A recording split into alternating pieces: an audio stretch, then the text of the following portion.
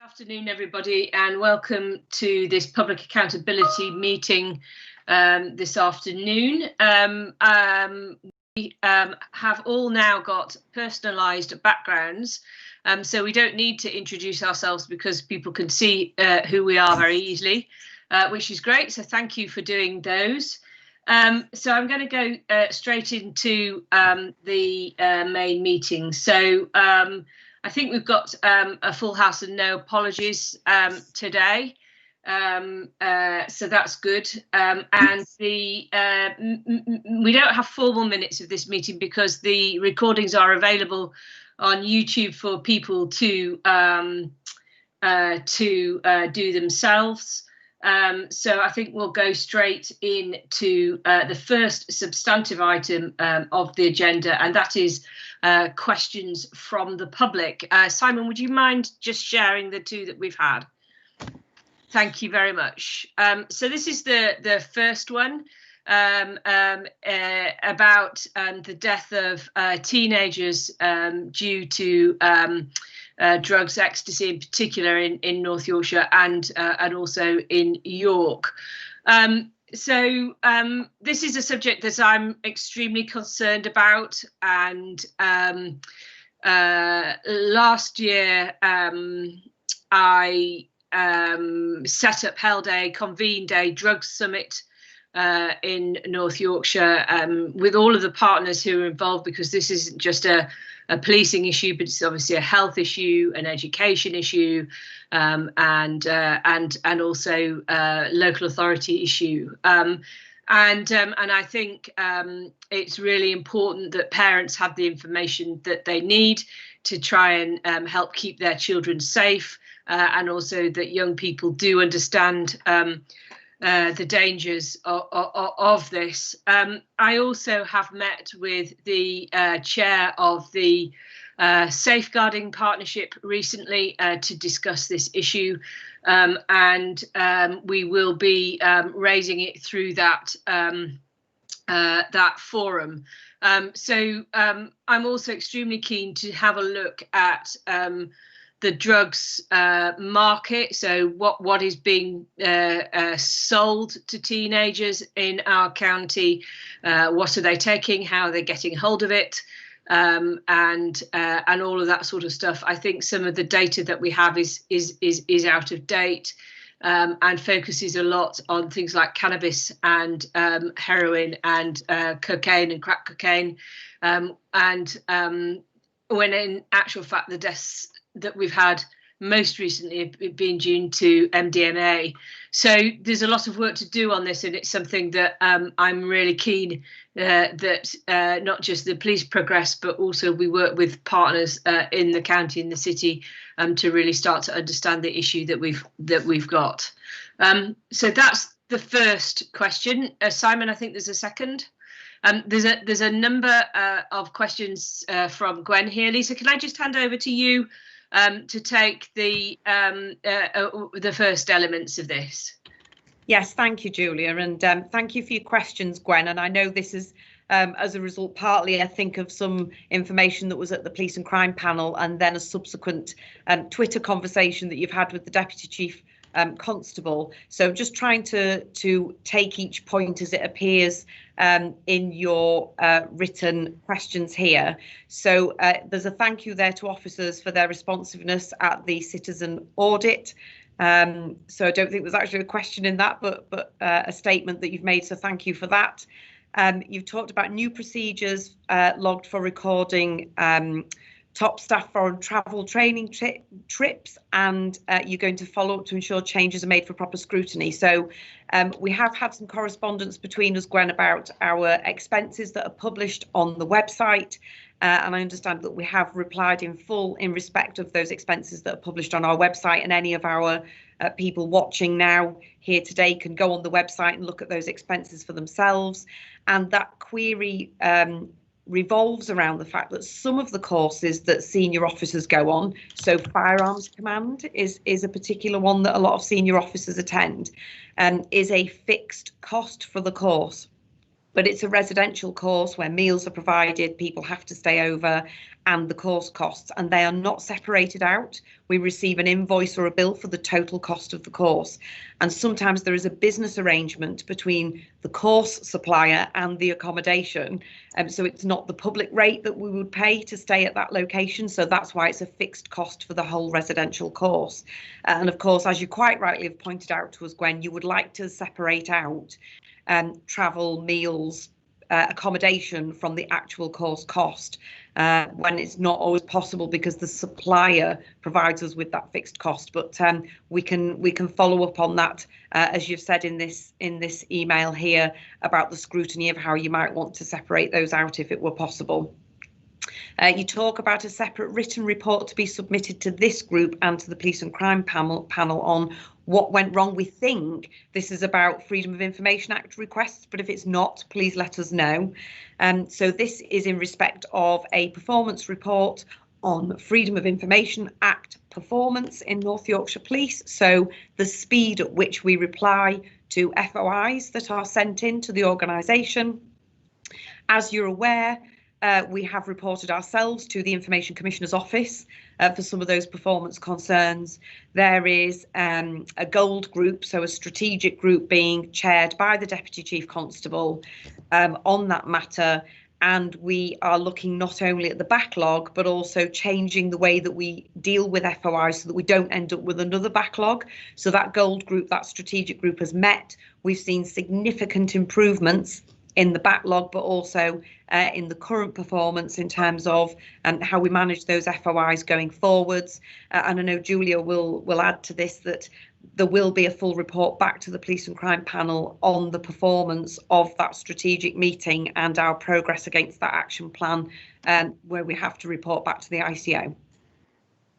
Okay, thank you. We're also going to report back to the Police and Crime panel formally on the performance of FOIs, probably I think in the new year, but that's down to them as to when they decide to put that on their agenda. But we're very happy to provide a comprehensive update to the panel. And in addition, we are having a bit of a spotlight on FOIs and subject access requests at the November version of this meeting. So there'll be more information at that. So hopefully that's answered all the questions. I think if that being the case, I'd like to now invite Alan Harder, who is Detective Superintendent of Safeguarding, to present along with Al Westcott the deep dive into young people that we asked to be the theme of this meeting. Al and Alan. Commissioner, thank you very much for that introduction. In terms of the presentation that we're going to give today, it is split in terms of how we're going to present that between Al and myself, just to reflect the areas that we've been working on together with partners across that, just so we'll be able to give you the right information as we go through that, if that's okay with yourself. Perfect, thank you.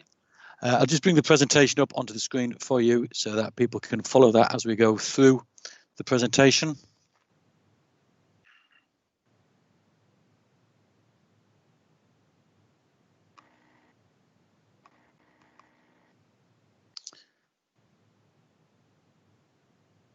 And hopefully that has come up for everybody there if they can see that. Okay.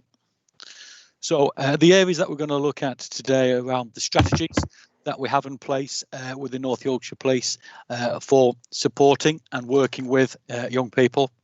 The demands that we see coming through the multi-agency front door arrangements, both within the North Yorkshire County Council and City of York. One area that we've been doing a lot of work on over the last 12 months and before that, and is an area that we're looking going forward on, is in relation to those children and young people that are reported as going missing. And we know and understand the very close link between children who report as going missing and how they can become exploited either criminally or sexually as well. So we're going to be dealing with that and looking at the MACE arrangements. One important factor around young people is the their contact, their interaction with criminal justice, and how the criminal justice system can make a significant difference in relation to young people's lives and their and as they go into adulthood. So we're going to be looking at that. How we engage with children and young people across the city of North Yorkshire, and the different ways that we've been doing that, the different needs of individuals, and importantly, around how young people transition to become adults, and those young people that have been in care, being subject to care plans, and how they go on to adult life in relation to that. And as we go through these, we'll be looking at some of the strengths that we've got, some of the opportunities that we're working for, and opportunities as well to strengthen and move forward in the service that we are providing. So in terms of children, young people, we don't have a single strategy from North Yorkshire Police alone. Because the work that we do with young people is based around partnership working. Because of the different challenges, the different involvement that we have with young people. So collectively, we work with the City of York, Children's Social Care, North Yorkshire's as well, because they've got their respective policies for their functions that they have. But we also need to recognise that we work with NHS because of the provisions that they provide, whether or not it's around mental health and healthcare. And together, with those agencies, we work within under the two respective Safeguarding Children's partnerships. Those partnerships replaced what were previously known as Safeguarding Children's boards as a result of the Wood Review. And I think collectively through the partnerships, we're able to develop joint strategies of working together so that we can support children and young people across the county and ensure that our collective strategic aims and objectives are being met within those partnership strategies. So it's not just one single strategy. This is around a full partnership approach to make sure that we are working together to care for and support those young people. And I think that's one of the elements of care about those ambitious collaborations and protecting for those vulnerable people around that and improving the service that we have. And in addition to the strategies that we've got, and we don't rest on those, we're moving forward around developing hidden harm strategies with North Yorkshire County Council and City of York, for example, are in the process of developing an adolescent neglect strategy. Again, still trying to move forward and improve the level of service that we've been given and we continue to give to them. And that is that common approach that we've got through the partnerships that we have for that very reason. Alan, can I just ask you a quick question there in terms of how that actually then translates into what NYP do on the ground? If we're bringing all those partnership strategies together and working really closely with them, how does that actually translate into the kind of tactical work on the ground in terms of how North Yorkshire Police are taking that? Do we adopt those strategies or have our own? How does that translate into those? How is it translating into the service plans for each command, for instance? Is there any way of translating that for us, please? No, definitely, Tom. So in terms of that, in terms of those the joint strategies that we have through the partnership, we are an equal partner in terms of where we are, and we have regular development days, both adults and children. We have this, but obviously this is focusing around children, around understanding what our objectives are and our aims. So obviously North Yorkshire have got some very specific objectives. North Yorkshire County Council, City of York, they will have theirs, but our joint partner strategies link those together. So our aims and objectives are reflected, and there is a lot of crossover in terms of that. And that's, I think, is right and probably reflects the fact that we're all wanting to travel in the same direction.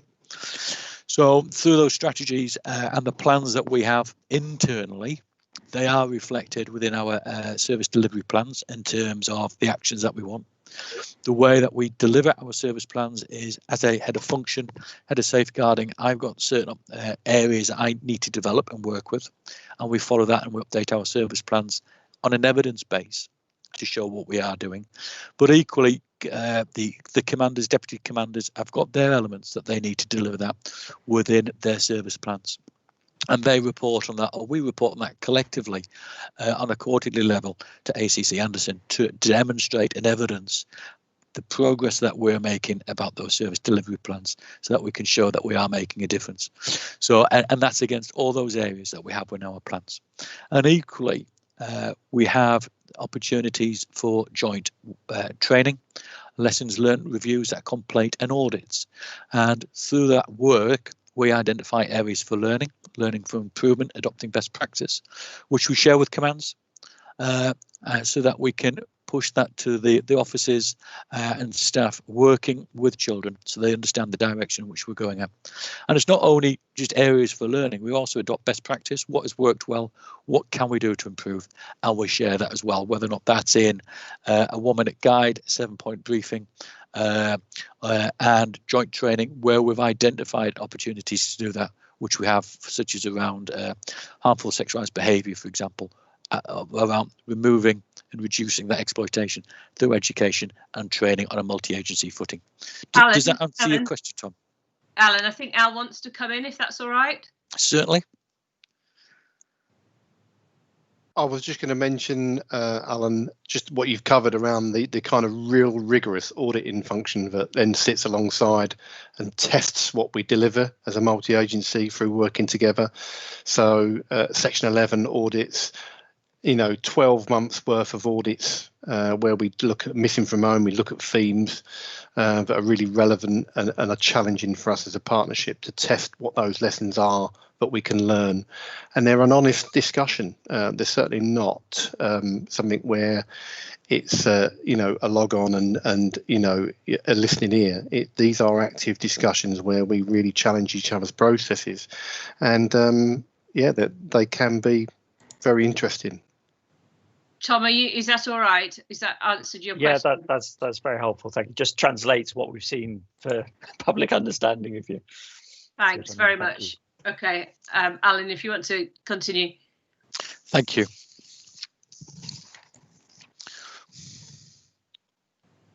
Oh, I've mentioned around the multi-agency access points, front doors. So we have 2.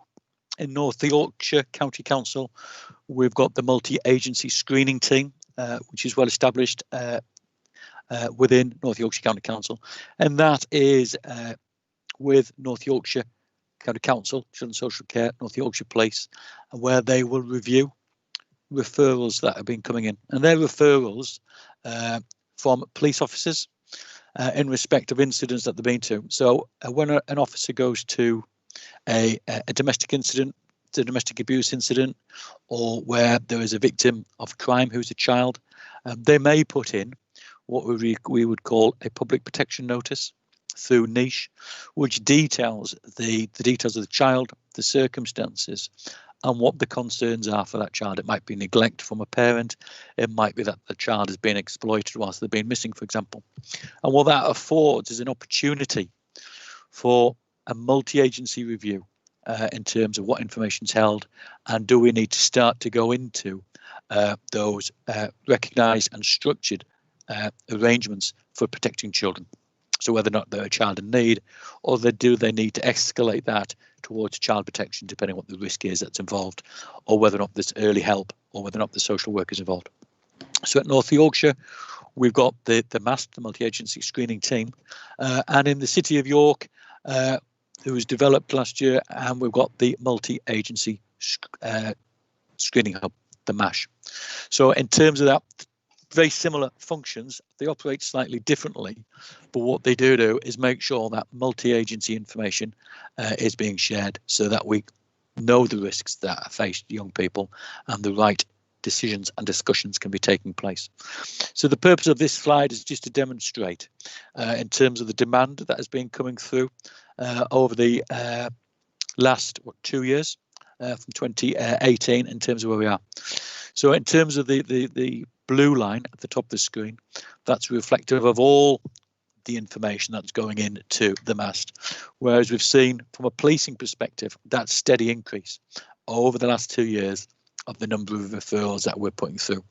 I think that is probably reflective of officers' awareness, understanding, and the work that we've been doing internally to raise people's understanding of what their responsibilities are to make sure that vulnerability is being addressed at the earliest opportunity in relation to that,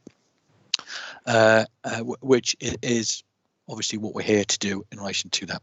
Alan, just a question on that then. I mean, in the past, there's the thresholds that children's social care may have around sort of neglect and harm and policing they've been different in the past, and sometimes that causes conversations. How do you feel that works at the moment? Are you and you've also got different things going on in York than you do in North Yorkshire, and is there obviously it's not to point fingers at partners, but are there some things that you think we could learn from one area to the other, or would it be easier if things were more streamlined and followed the same processes?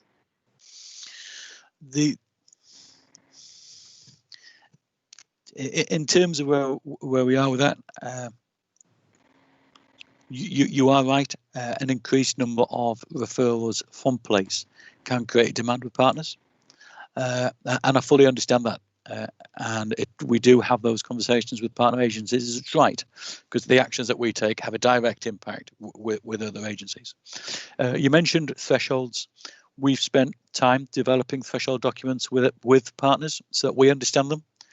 We've had that engagement with them to make sure that we think they're at the right level, because we need to understand what they are.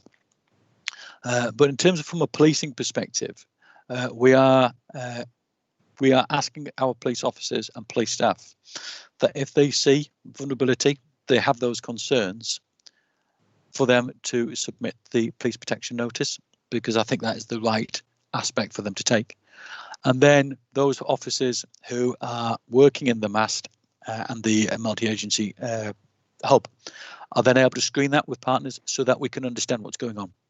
Because the message that we've given our police officers and staff is if they see vulnerability or they have those concerns, that they report it so that we can understand what else is going on in that assessment, as opposed to it doesn't quite meet that threshold. Because one of the concerns I've got is if we have an incident that is just below a threshold, and then we have another incident that is just below a threshold, and a third, what is the cumulative effect with that? Because actually we should be looking at that. And I think that's my approach in relation to that, because 3 occasions we would potentially miss it if we just went on a single standard.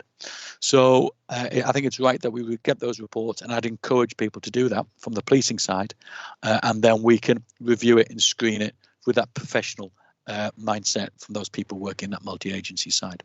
Okay, but we do have regular conversations with our partners in terms of that impact.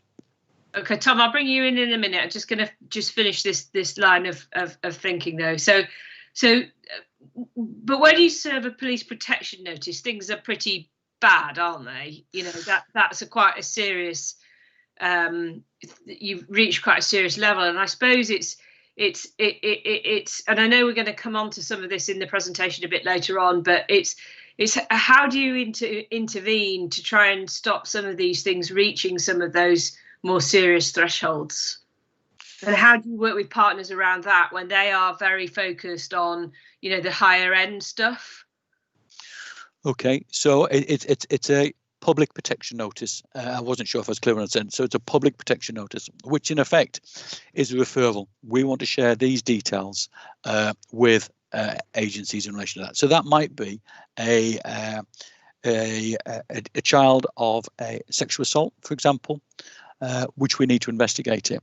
But we might need to do that with partners. We might need to do that as a joint visit to go and see the child and family to find out what measures are in place to protect them. So by doing that as a multi-agency, we can ensure that we are putting the best package of support for either that young person, the family in place, because with children's social care, they have different levels. So actually, from the extreme, taking a child towards Section 47 proceedings, which might result in a child being removed from a home address, depending where the element of risk comes from, or actually towards the other end of the spectrum about early help and support to make sure that there is that support going into the family to prevent that escalation to the more serious. So the public protection notices that we put in will span that range in terms of from early help to the very extreme in terms of where they need to be, so that they do get the right package of support, if that answers your question. And how do you measure the effectiveness of that? So collectively, our partners have their own performance indicators. We've got some of ours. So, for example, if it was a young person, actually, how long are they being supported? Is there an increase of risk to the from early help escalation going up, or if the cases are closed, do they come back and have re-referrals? So our partners do have a range of performance measures that they look at and understand, because if the support is released too early and it's not fully delivered, they might come back into a service. Well, actually, is that positive? Is it negative? It might be to understanding why. And this is around making sure that people are able and families are able to provide that protective measure for the child. So that there will be the looks of escalation, de-escalation, and also the number of times that people come back into service as well, which are measures that our partners will look at. And equally ourselves in terms of how many times people are coming to police attention, whether or not there's escalation in terms of criminality, missing from home, concerns around domestic abuse, etc., in terms of where we are. So there's a number of ways that we can pick up and identify those concerns, as we would do through criminalisation, for example, and our children accessing the criminal justice system. Tom, do you want to come in? Yeah, I'll be very quick because I realise we're still on the first slide, essentially. I think this is just really interesting, and it reflects the trends that we're seeing in different areas as well. It's great to hear that you think officers are better informed and better trained on all of this, and that's why these numbers are creeping up. It just strikes me that we went, in October 2018 from providing around a quarter of referrals into children's social care, children's social care, to essentially providing at least half of referrals in. Do you think this is just reflective of where we should actually be in terms of that contribution, in terms of the percentage of the overall? Or do you think there's something else there? Should we actually be nearer the quarter? I think that's a really interesting question, Tom, and I think it's a difficult question to answer.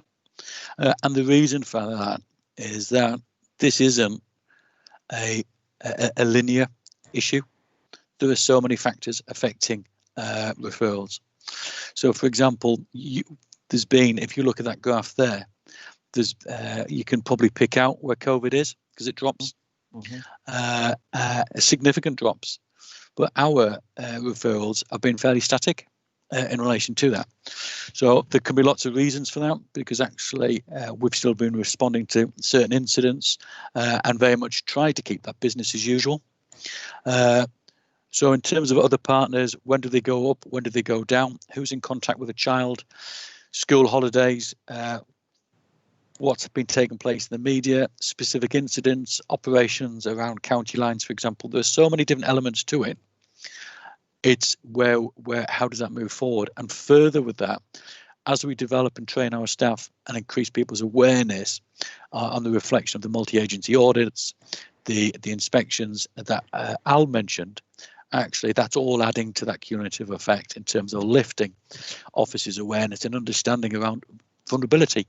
And that's why it's not just our safeguarding team's responsibility, it's everybody's responsibility to understand where we are and move that forward. Okay, thank you. Okay, so I explained that one of the areas that is an issue that we've continued to work with is missing children. So I'll pass over to Al in relation to this.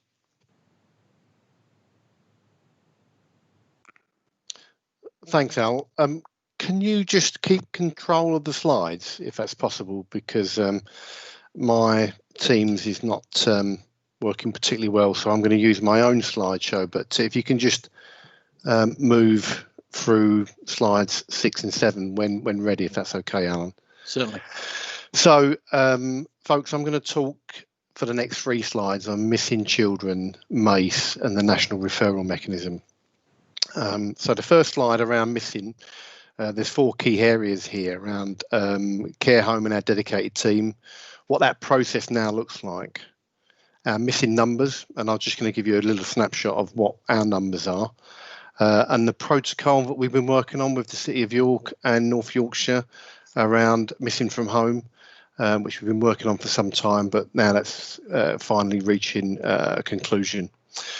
So in terms of our dedicated team, I think within the last 12 months, we've, within the exploitation team under the support of an inspector, we now have a detective sergeant and 2 police officers working from the safeguarding governors team, where we're in a really fortunate position that we've used some of the expertise from that operational team working with the No Wrong Door group to take some of the learning from working with No Wrong Door and then bringing that into the wider care homes and just the general best practice around missing from home management. Al, sorry, can you just explain what No Wrong Door is for people who might be watching?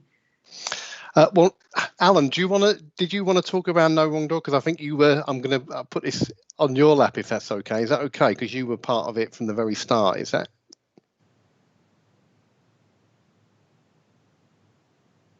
You're Is that? Alan.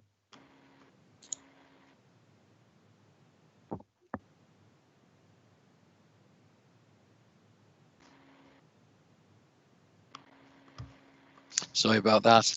So No Wrong Door, it's an initiative with North Yorkshire County Council. It's focused with 2 children's homes, one over near Scarborough, one in the Harrogate area. And this is around embedding police officers and a member of staff with staff that work in the homes so that we can understand the children, understand and work with them and with other professionals about some of the issues, the challenges that they have throughout reducing the risks that they face. And the work that we've done with No Wrong Door over the last 4+ years has been significant. So about reducing the number of times that they have been going missing.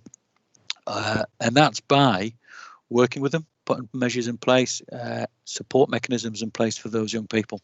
But through the work that has been done, it's not just with those that are in the care homes, it's some of those that are on the periphery and they're being supported in other areas as well. So it's certainly been a model that North Yorkshire County Council have promoted. It's certainly worked very effectively. And we've seen some very challenging incidents that over the years been improved significantly, and the risk that towards young people reduced as well, which is important. I think it's really important for people to realise that No Wrong Door is actually an award-winning service. It's really good, and it's been held up as sort of best practice. And we don't place any of our own children out of county either, which I think is significantly different to quite a lot of other areas as well. That's right. It is award-winning. I know there's lots of other forces and local authorities that have been to see and have a look at the model, which I think is reflective of that positive approach that's been taken. And certainly we've seen some of the challenges about people being placed out of area, or those being placed into North Yorkshire in that interaction, and being able to have that constant support through social workers, interaction, how we deal with them when people go missing from home, and the positives. So that's where we are with No Wrong Door. Thanks. Alan, thanks for that. It was certainly far before my time, so thank you for helping out with that one. I really appreciate it. So just moving on to where we are with our small team of 1 sergeant and 2 officers, and what we've been able to do with the specialist social workers that work within the MASH and the MAST across North Yorkshire and the City of York. We've been able to now move to a position where we effectively are able to monitor and review every single missing episode across North Yorkshire and the City of York every morning, and ensure that the quality of the management of returns and the return interviews from officers is then shared with colleagues within the safeguarding unit at North Yorkshire and with the social workers and the safeguarding team at the City of York. And that's been a position that now I think probably has started to pay some real dividends in terms of understanding where some of our repeat missing children are being recognised and being provided that support. Because the management of returns have been completed and that social workers are engaging with those individuals either through early help or prevention service, and also where we're moving to a position where within our own organisation, working with our I guess your gatekeepers, your inspectors and your sergeants, to educate and inform about whether that individual remains a missing from home or a concern for safety, because historically we've had a real challenge around the speed and number of cases that we see on a daily basis where some of the decision making was that what came in as a missing from home would then subsequently turn into a concern for safety. Now, from an outside, a member of the public looking in, that might not sound that that's an issue. But when we complete a missing from home report, that takes a number of steps or creates a number of actions where notifications are then required for a management of return interview from police officers. And that information is then shared with Children and Family Services, creating an alert, if you like, so that that child has come to notice.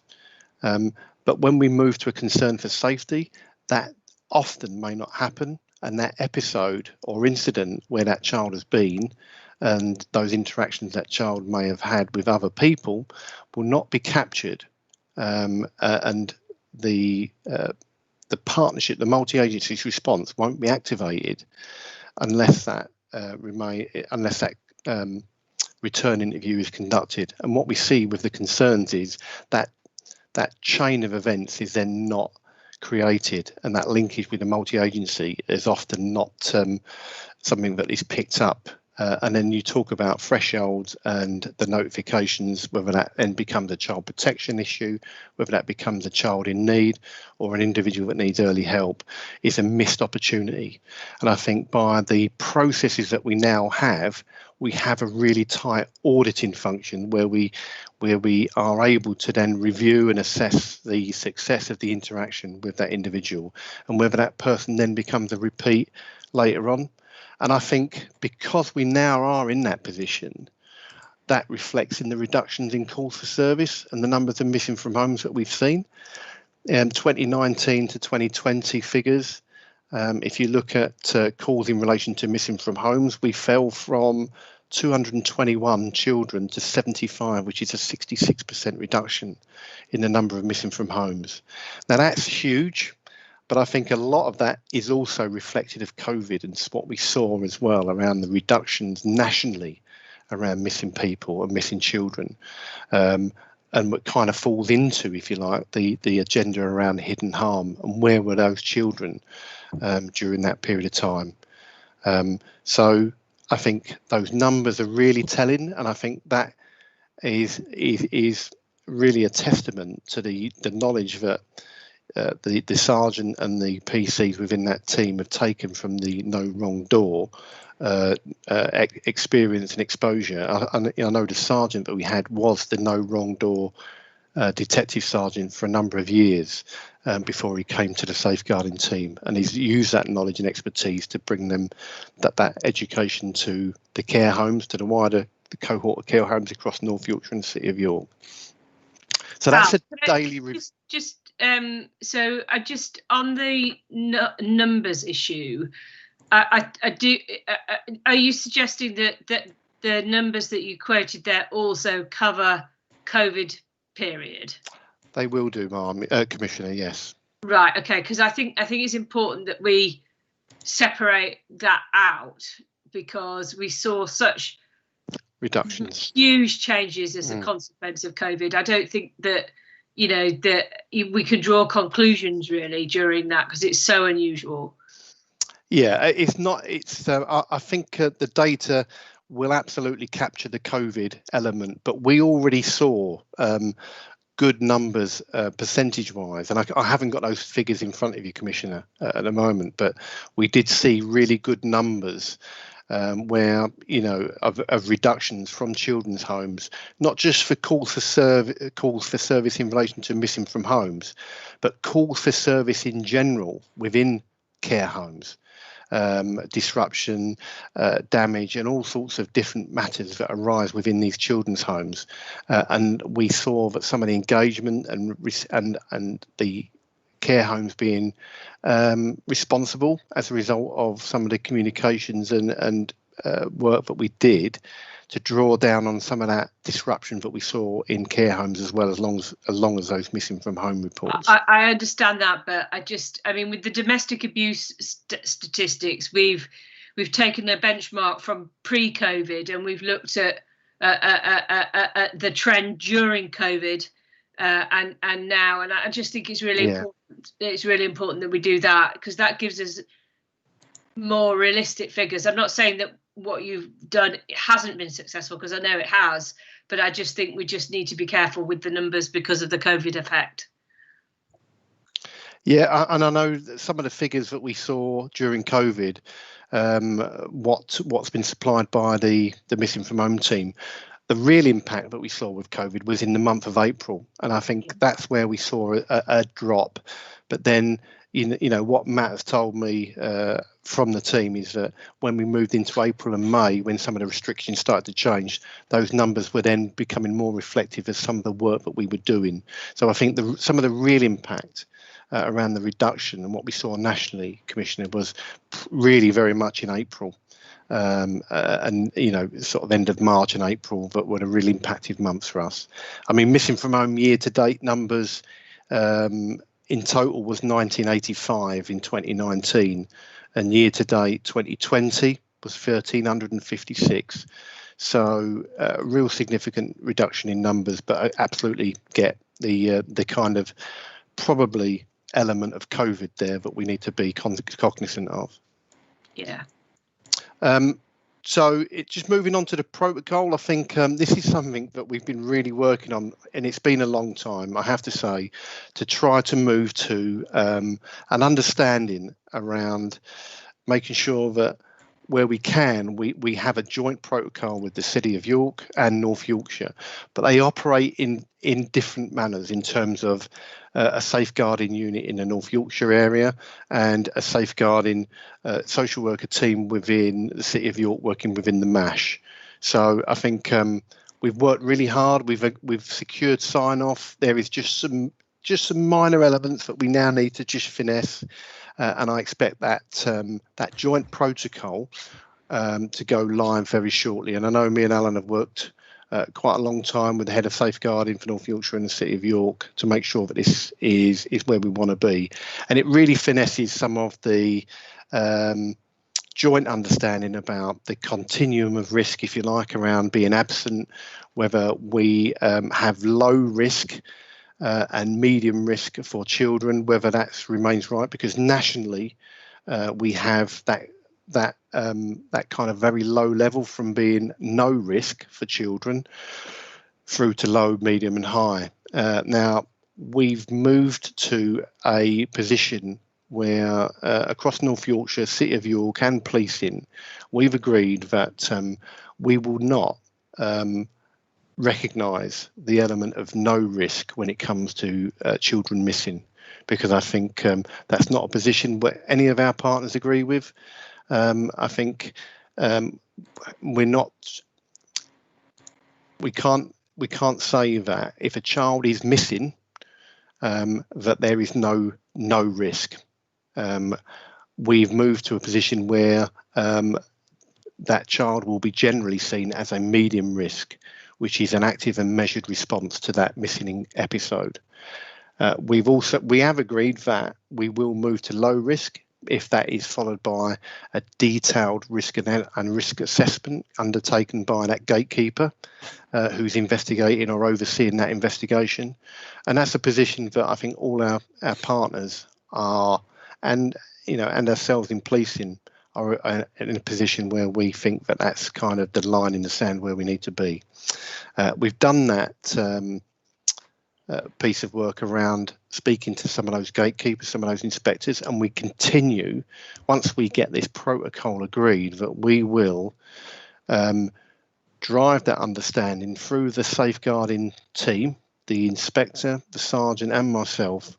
We will be undertaking a number of one-to-ones with those key response neighbourhood inspectors, those force control room inspectors, to bring this protocol to life, because what we, people get bombarded every day with communications, with cascaded education pieces, but this is so important that if we are saying to our partners, this is our joint protocol, then we absolutely need to get this right ourselves and have a strong, clear approach to understanding the risk that children face. Because having spoken to some inspectors, I think we have some work to do in bringing some of the knowledge around safeguarding to make it, if you like, real. Because I think some of our colleagues will probably not understand the journey of that information through children and family services and what help and support is available. They will just see that repeat person coming to notice, and I think there's some anxiety with that for me, because having been a response inspector for a number of years, it's moving from one job to another, and I think we need to take a moment in time and stop and look at what the underlying root cause issues are for that missing episode for that child. And if we're simply moving on to the next job, as long as that child is found, that's not getting to the root cause. It's just simply the start of the process about what we can help and support if that child is involved in a troubled domestic abuse relationship between mum and dad. We need to start to unpick some of that learning and give that support either to that child or that family. And we can do that if we create that start around the missing from home being a missing from home, and we do the management of returns and everybody understands why we are doing what we're doing. Al, can I just, I'm just conscious of time. Oh, sorry, Commissioner. We've got 3 minutes to finish this presentation. Oh, gosh. So, we're going to eat into Annette's performance time. So if it could just move things on a little bit, that'd be great. I'm going to fly through the next ones, Commissioner. Thank you. Alan, can we move on to the multi-agency child exploitation arrangements? So essentially, colleagues around the room, the history around MACE is that this has replaced what was previously the vulnerable, exploited and missing and trafficked arrangements across North Yorkshire, and it came into force around June 2019. And the process around MACE is broken into two elements: MACE level 1, which is the initial identification through screening within the multi-agency screening team or the multi-agency safeguarding hub in York. And what comes out of that is then the MACE level 2 arrangements, where we, on locality across, whether that's at county, whether that's at the coast, we will have a multi-agency conversation where we will share information around the links to exploitation with children and those subjects that will cause harm, potentially those perpetrators that will pose a risk to people or those people recognised as at risk of exploitation. And it also looks at, if you like, the other element of the triangle, the risk triangle around those locations. So the MACE arrangements will look at child sexual and criminal exploitation. Missing from homes will also fall into the MACE arrangements. That will also look at modern slavery, harmful sexual behaviour, online exploitation, and the general contextual safeguarding elements. Okay, so, and I guess for me around COVID, what has been the change? I think it's a success in terms of what this has brought to the MACE arrangements, because if you look at what COVID has brought with Microsoft Teams as being a beneficial opportunity, it has brought more partners to the table that we would not often see. And, you know, at the moment we have absolute, you know, some of those MACE arrangement meetings will have 20 partners around the room, from education, from health, you know, the local hospitals, the local schools, the designated safeguarding leads. And, you know, for an arrangement that's been in place for such a short period of time, it has absolutely got huge buy-ins from partners. And that, for me, has been a benefit for COVID or during COVID, because it has brought us together, and we've brought partners around the table that would not have previously had an opportunity to take part in these meetings. And I think what this means for the child means that, do you know what, we have a shared focus and a clear understanding of the risk. And the MACE arrangement itself gives us an opportunity to, in that multi-agency information sharing group, if we identify key elements of high risk victims or perpetrators that are now being recognised during that meeting, we are able to take those discussions out of that meeting and then identify key agencies for that particular event into a problem-solving discussion. Now, what that problem-solving discussion will identify is who the key agency is to lead in terms of engagement or disruption or an investigation. And from a policing perspective, that then escalates through to the tactical, you know, your TTCGs on district, which are your tactical tasking and coordination meetings, where you look at the priorities for that command. And I think that transparent approach from moving from the MACE arrangements into a decision-making, problem-solving discussion will then make sure that we are able to identify key victims or perpetrators, but we can then have a focused approach on. And that every month that meeting meets, we then feed in and develop on the knowledge and understanding and the work that we've done around those individuals. And when you talk about understanding around thresholds, we can then see people moving from medium to high to low, so that engagement or that work that we've done with that individual or that perpetrator has been effective or not. And that holds us to account within the multi-agency. I think recognition of good work. I think, you know, working with North Yorkshire, working with the City of York, jointly chairing these meetings, we've been recognised as having some really good work by the National County Lines Coordination Centre. Al, we need to move on. We really do. Sorry. Yeah, sorry. I'll move. I think we'll move on, Commissioner, in terms of the national referral mechanism, if that's all right. All right. Well, I mean, that's being reviewed by the Home Office at the moment as well. So that hopefully we'll get some better services as a consequence of that review as well. Yeah, and we've also set up a task and finish group within North Yorkshire and the City of York around national referral mechanism, and I think understanding whether we move to a panel on this topic. I think we've held and resisted on that, and we're again doing some work around thresholds in terms of, you know, if we're looking at national referral mechanism, we're looking at significant harm and serious crime. And, you know, me and Alan are absolutely agreed on and speaking to our key partners on this, that the route into the NRM should be a multi-agency discussion at your section 47 level. And that is the, you know, we feel that is the most appropriate way to have that joint understanding of risk and creating a plan around that child and managing the perpetrator from that discussion before it even goes through to the single competent authority. And that's where we are at the moment, Commissioner, on that. And that's a piece of work. I think the Chief wants to come in. Thanks, Julian. I know you need to move on. It's just a huge thank you to Alan for, there's just reams of information on this, isn't there? And I suppose it's just listening to all of that fantastic work is we receive a lot of information from the public where generally young people are being complained about for antisocial behaviour or misbehaviour or something's going wrong. And actually, this just goes to show there's a huge amount going on under the surface across partnerships because they're actually victims and they're vulnerable people.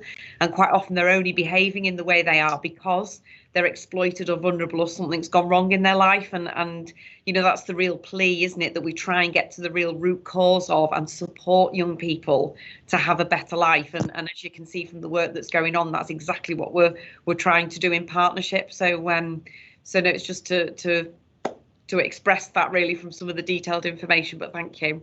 Thanks. I think that's important. Al, are you going to? Who's going to take it on now? I've been told to be quiet. So. All right. Sorry. Well, your passion comes across, Al, which is great. Other than no wrong door, I do apologise. Yeah, you're right. Alan, are we over to you then?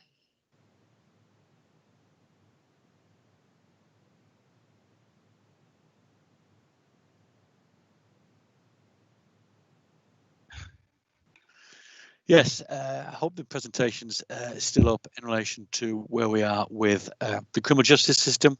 So we understand when we look at things such as ACEs, for example, about the impact that they have with young people. Or Adverse trauma, childhood experiences. yes, or trauma-informed approach. There's lots of different models in terms of that, but we understand what happens with a young person when they're young will have an impact in terms of how they behave, how they respond, and that has an impact against their health and later life. And that's why we need to make sure young people have got the appropriate support and resilience to be able to cope with those incidents that have taken place. So one of the big areas that we look at and have been subject to inspections is around criminal justice system for young people and how we can divert young people away. Because recognising if there is a criminal outcome for a child, that's going to have a long-term effect for that individual. So in North Yorkshire, with the criminal justice boards, we've got the youth offending panel. That's made up of North Yorkshire's Youth Justice Service, the City of York's Youth Justice Service, and it's also got North Yorkshire Police, and we chair that, again reflecting the multi-agency approach. So when young people have committed offences where they have been interviewed, that panel will look at those details of what's happened, and they will assess the facts and the engagement with our partner agencies, and will make decisions around what outcome will be applied to that.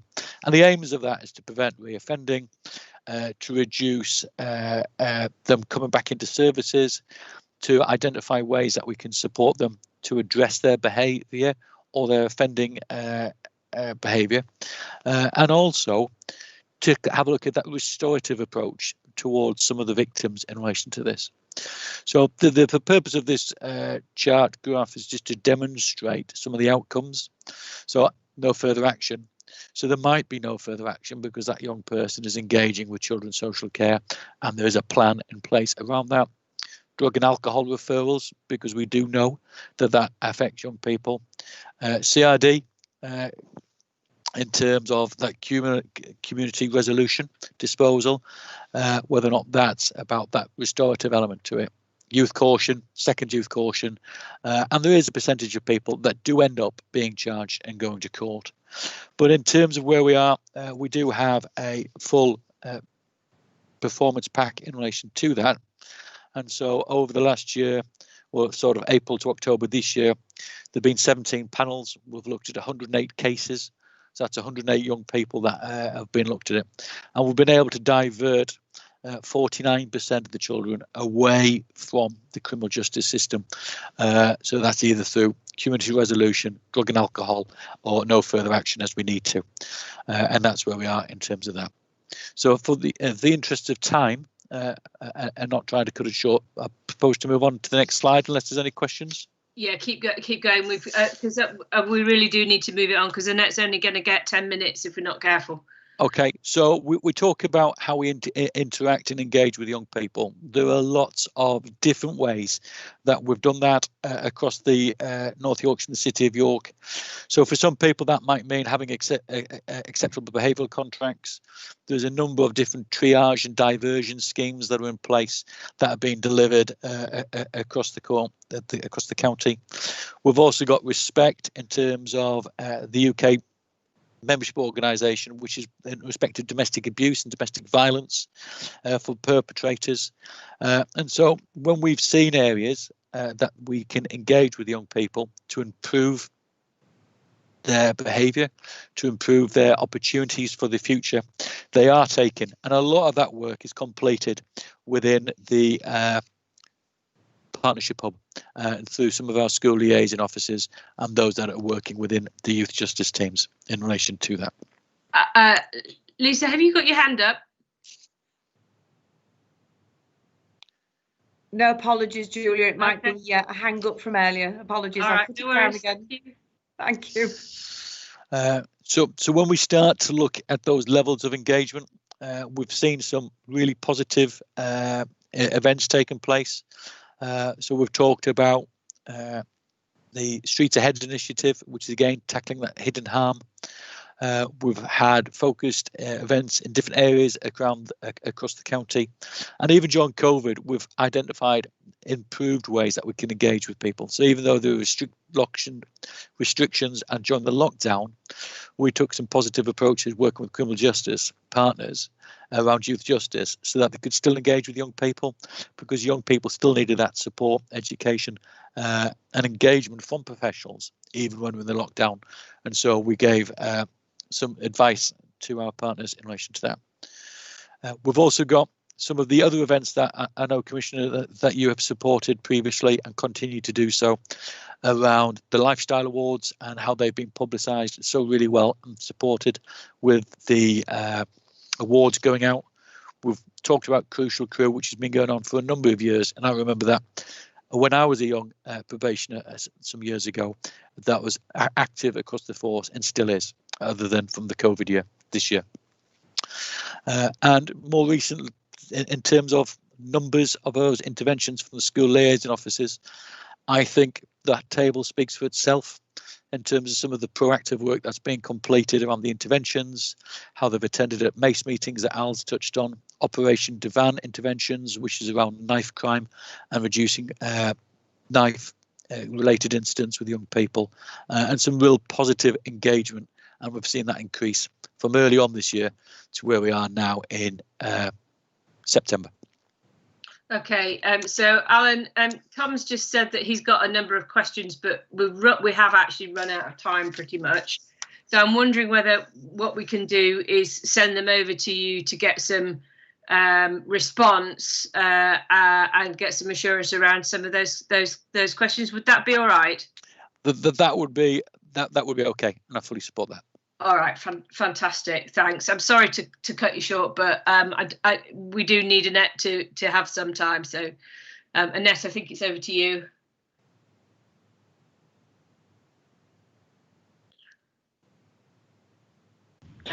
Hi. Good afternoon. I have just lost the presentation, so if you just bear with me for 1 second.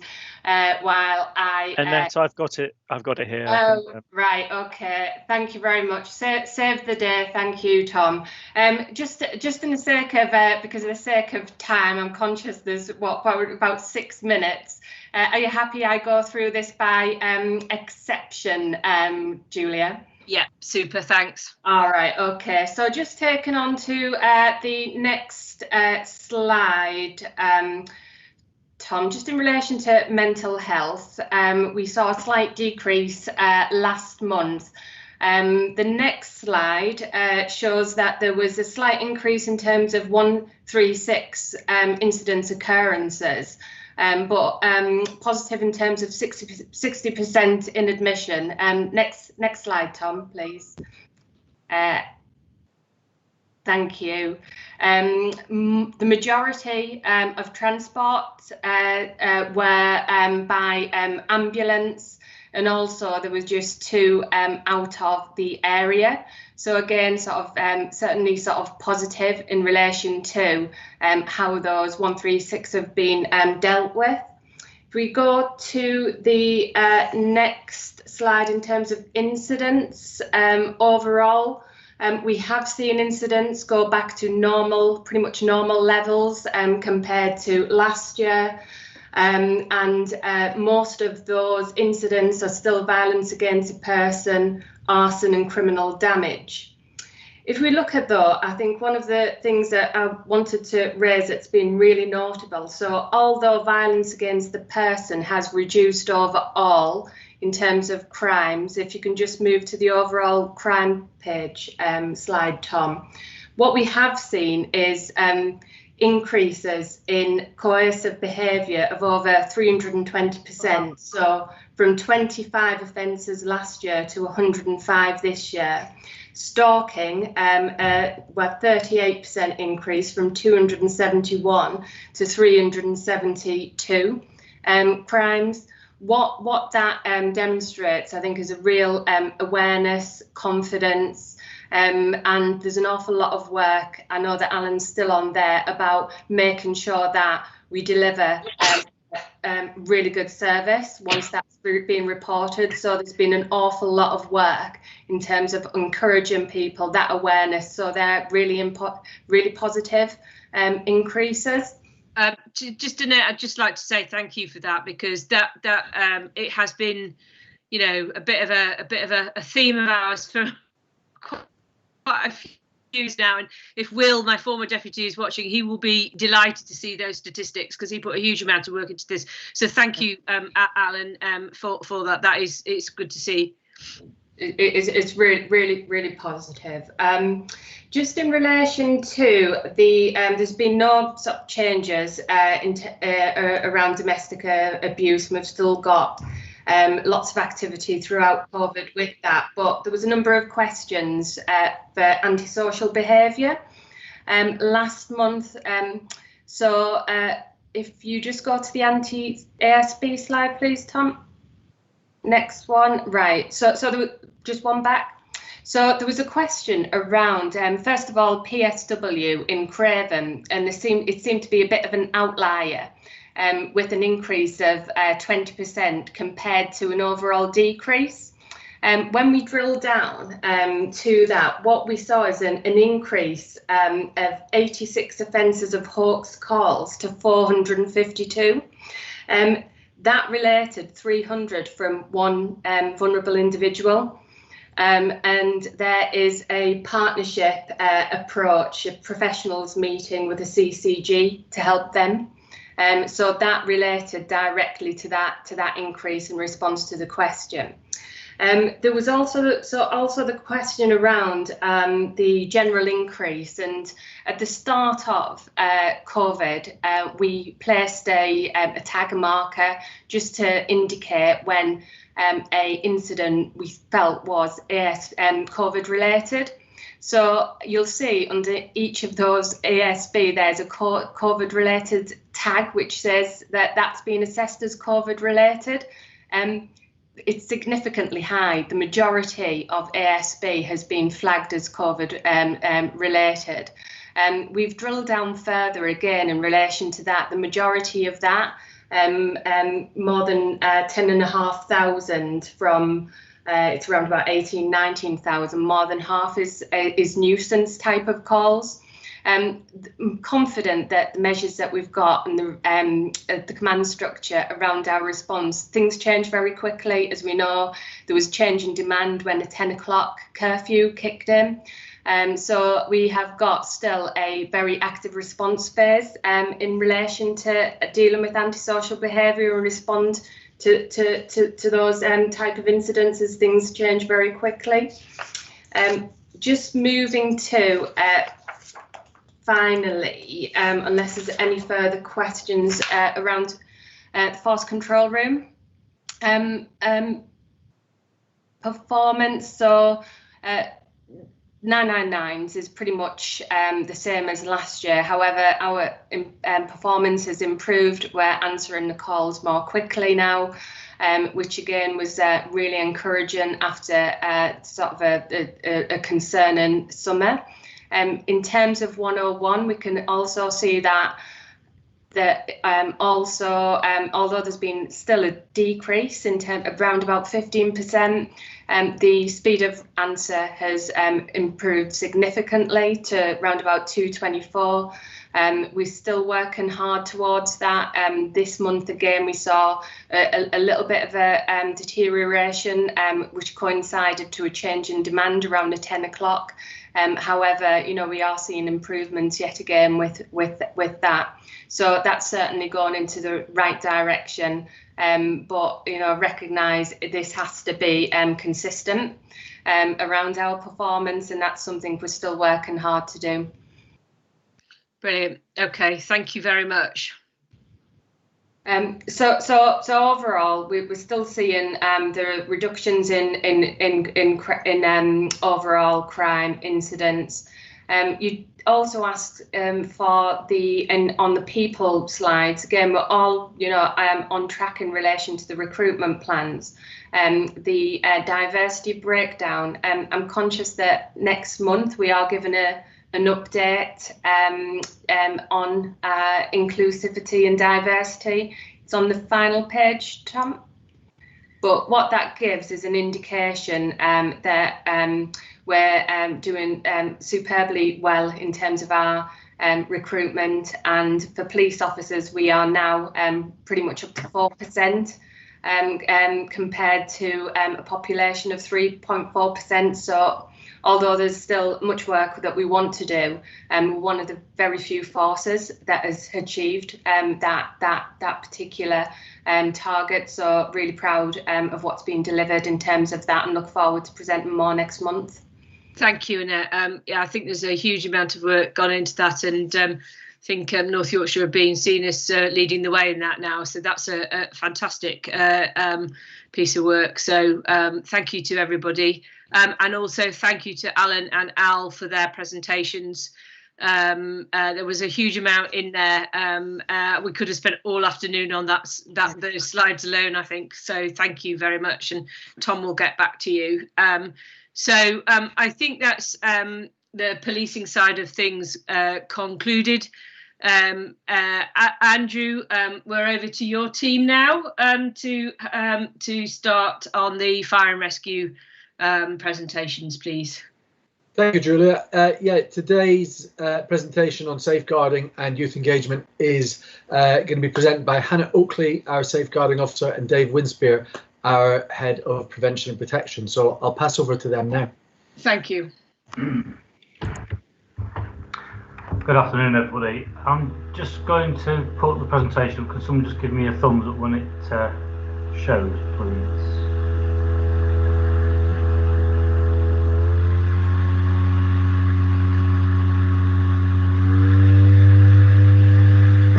Somebody taking off a small aeroplane behind you there, I think. It's the drone, Tom. Has that come up? Yes, thank you. Thanks, Dave. Yeah. Okay. Well, first of all, I'd just like to welcome Hannah along as well. As the Chief has just mentioned, Hannah is our safeguarding officer. It's the first time at one of these meetings, so I actually can't see Hannah on screen. I've got, there we go, yeah, there we go. Welcome, Hannah, and let's get started. Okay. So we've been asked today to give you a presentation very much on the same sort of theme as what Alan and Al have been talking about, particularly looking at our arrangements to do with safeguarding in North Yorkshire Fire Service, our policies, our procedures, the training, the type of interventions that we've put in place. You've also asked us to give you an update or comment on the areas for improvement that were identified in the HMI CFRS inspection which took place in 2019. So I'll touch on that and give you an update on how we've remedied or made some progress against that. And then the second part will be to touch on some of our youth engagement and youth intervention programs, and I'll give you an overview of what that is and how those are being delivered. Just as a way of introducing, really, safeguarding, there's a simple definition on here, but this is really just for any members of the public who are looking at it. But safeguarding, as far as we're concerned, and I'm sure this very much ties in with what all the other partners that are involved in safeguarding, is about people or persons or families who may be in need of care because they have a learning, physical or sensory disability, mental illness or age-related problem, and who is or may be unable to protect themselves against harm or exploitation. So it's a fairly standard definition of what safeguarding actually is. But in North Yorkshire, the way that we're set up and structured, safeguarding, and Hannah's role in particular, covers quite a wide range of areas that we need to be focused on. From the outset, I think it's worth just pointing out that North Yorkshire Fire, we are very much focused on understanding and the preparedness to share information with partner agencies about vulnerable people or households that we come into contact with when there is significant risk or harm that could be avoided. And we'll touch a bit more about referrals in due course, but it's something that we're very focused on trying to make sure we do effectively. We expedite those referrals through Hannah. That's one of her main areas of work, to make sure that those referrals are collected, sifted, filtered, and passed on to the appropriate agency. So safeguarding itself is something that we use. Alan and Al talked about thresholds, and Hannah is aware of kind of what constitutes a safeguarding referral as far as the fire service is concerned. And when those referrals come into her from our staff, she's the person that then passes those on to the safeguarding boards or the safeguarding agencies. Sitting within the work that Hannah does in safeguarding as the umbrella area here, we also have what's called Prevent. Now, Prevent sits in something, it's a counter-terrorism strategy by the government. Prevent is one of 4 areas, and Prevent is something about trying to basically stop people getting involved in terrorist activity. And North Yorkshire Fire, as with the police, sit on what's called a Prevent board. And also, moving forward, we're also now going to be more present on a wider, more strategic board called the Contest Board. Just to give you an example of how Prevent works for us, our staff attended a relatively routine incident last year, and in doing so they became quite concerned about some material that was being shown on a screen in a teenager's bedroom. The crew came away from the incident and they basically made a referral to, in effect, North Yorkshire Police, and made them aware that there was material of concern. That was then picked up, and eventually this particular case went through what's called the Prevent channel. So it went through the appropriate board. It was investigated by Special Branch. They looked into it extensively, and whilst they were able to conclude that this actually wasn't some sort of coerced, a young person being sort of led into terrorist activity, there were obviously some areas of concern that were identified, but the matter was dealt with properly, and it was just a really good example of how the awareness in North Yorkshire Fire Service by our staff about things like this is really at the forefront. So when they're going to, fairly routine incidents in this particular case, they're looking a lot wider and broader for things that are of significance, and they were very aware of how to send that on to the appropriate agencies to be dealt with properly. One of our other very important areas of work we do is called Fire Setters. Fire Setters is an intervention programme specifically aimed at young people under the age of 18, and it's really targeting those individuals who've got an interest or shown perhaps an unhealthy interest in fire and playing with fire. And the intervention programme itself is by some of our specialist staff who are well trained in this area to meet with that young person on a number of occasions and to try to explain and show, demonstrate the consequences of playing with fire and to help them stop that interest in this. And then we also have what's called the Vulnerable Persons Intervention Partnership, which ties in more recently with our Safe and Well visit. So this is where we identify people who've got some form of vulnerability that we feel perhaps doesn't meet the requirements of the safeguarding referrals, and Alan Harder touched on the threshold earlier on. So it maybe doesn't go forward through a proper safeguarding referral, but it does need to be passed on to the appropriate agency, and that's something that Hannah would work on. And examples that we now use within our safe and well business. I think we've touched on this several times in previous presentations. That's really around things like helping people to stop smoking, where people are living in homes that are cold and they're struggling to heat them properly, and something that's become really apparent during the course of COVID around social isolation.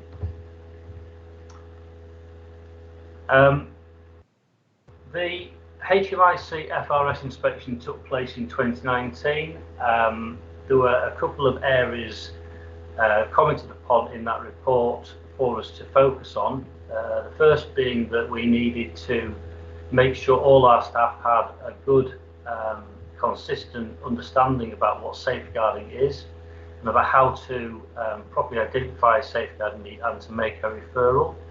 That being a referral internally to Hannah, and then Hannah would make the referral beyond the service to the safeguarding boards or agencies. And the second area was to look at our out of hours safeguarding provision, which we have done by basically training what we call our duty silver officers. So every day we've always got a designated officer who is trained and able to make the referral in the absence of Hannah, if it's on a weekend or on an evening time, for example, and they've had the necessary training to do that. Hannah's put a pack together that they've got available to know how to do that with all the right numbers, and that seems to have been something that's been used on a number of occasions and has remedied that area that we were identified by HMIC as not being adequately provided with. Sorry, Dave. Can I just ask then?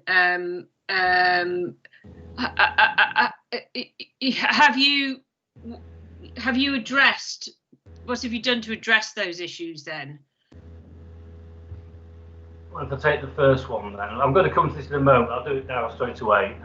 It's around training and awareness. So Hannah's put together quite a large number of training programs that have been delivered through things like e-learning. So we have an in-house platform called LearnPro, which has got a new module on, which is available for all staff. We're looking to build that into the induction program now for our new recruits. So the upcoming whole-time courses and the on-call courses will have an element of safeguarding training built into them.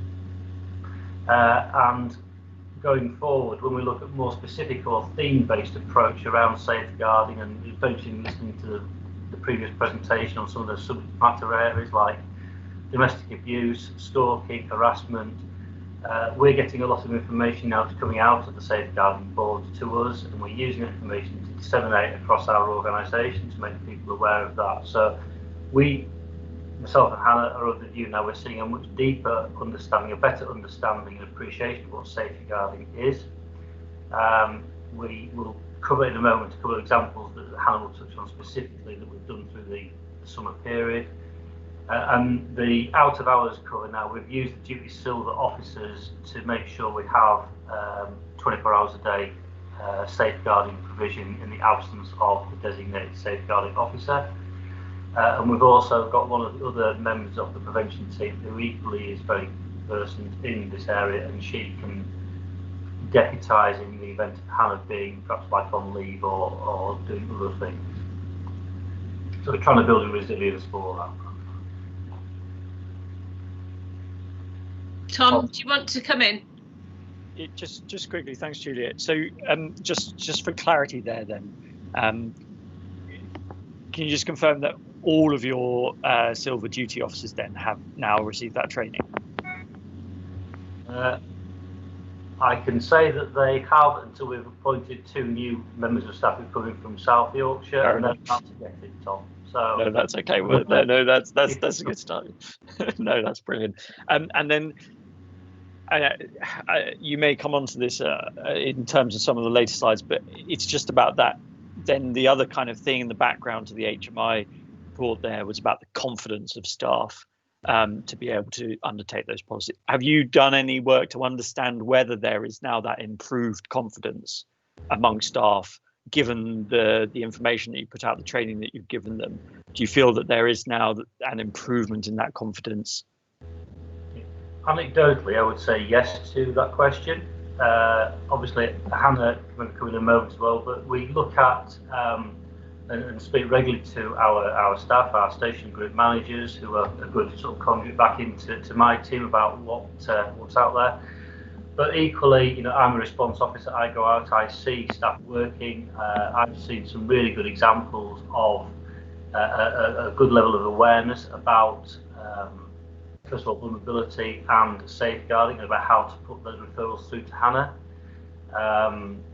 Not just for safeguarding, but like the fire centre programme I've just touched on as well. So yes, I think we've got a good level of understanding, not always by our own doing actually. If you think about some of our on-call staff, you know, some of those come from occupations where they're already very well ensconced in this. I mean, some of them have worked in social services. They've got a real deep background in some of these areas as well. So there's a lot of sort of tacit knowledge within the organisation around vulnerability and particularly around safeguarding.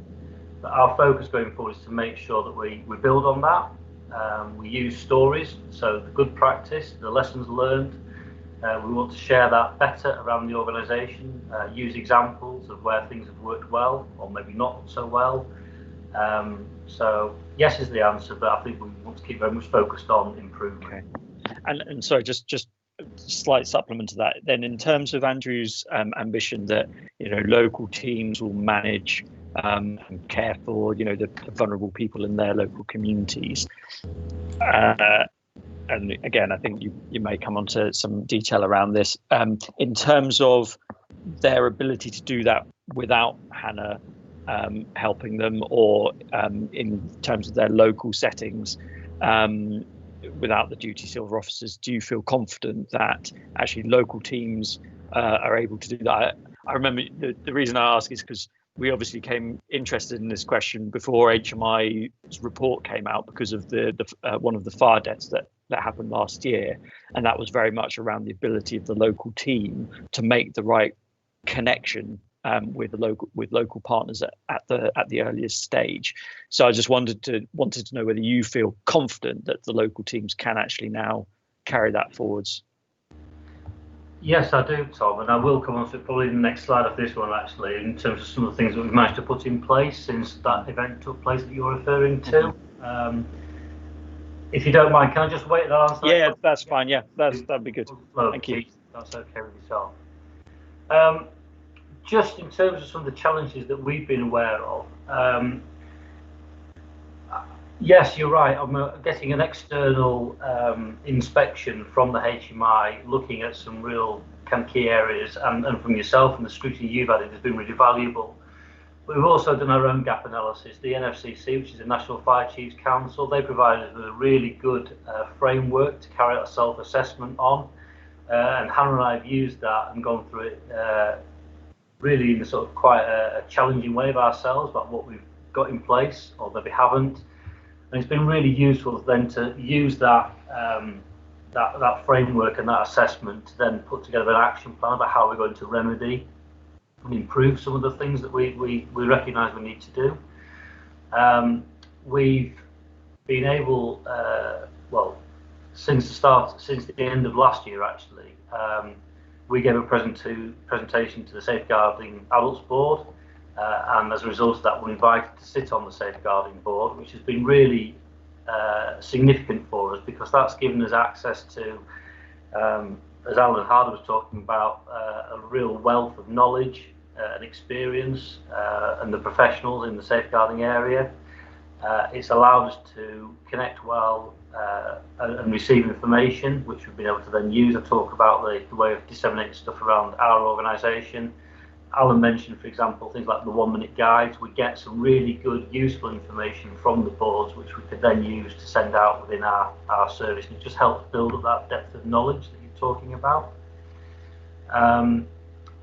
We are in the process of looking at our training programme, making sure we've got adequate training for people who do different roles in the service. So there'll be a generic sort of induction module that explains about safeguarding, but some people have perhaps more need to have a higher level of understanding around safeguarding. I've mentioned the duty silver officers, Hannah herself obviously, maybe members of the protection and prevention team, and our what we call CSOs, the community safety officers. So we're trying to make sure that we've got the provision for training right across the service at the right level and delivered in the right and appropriate best way.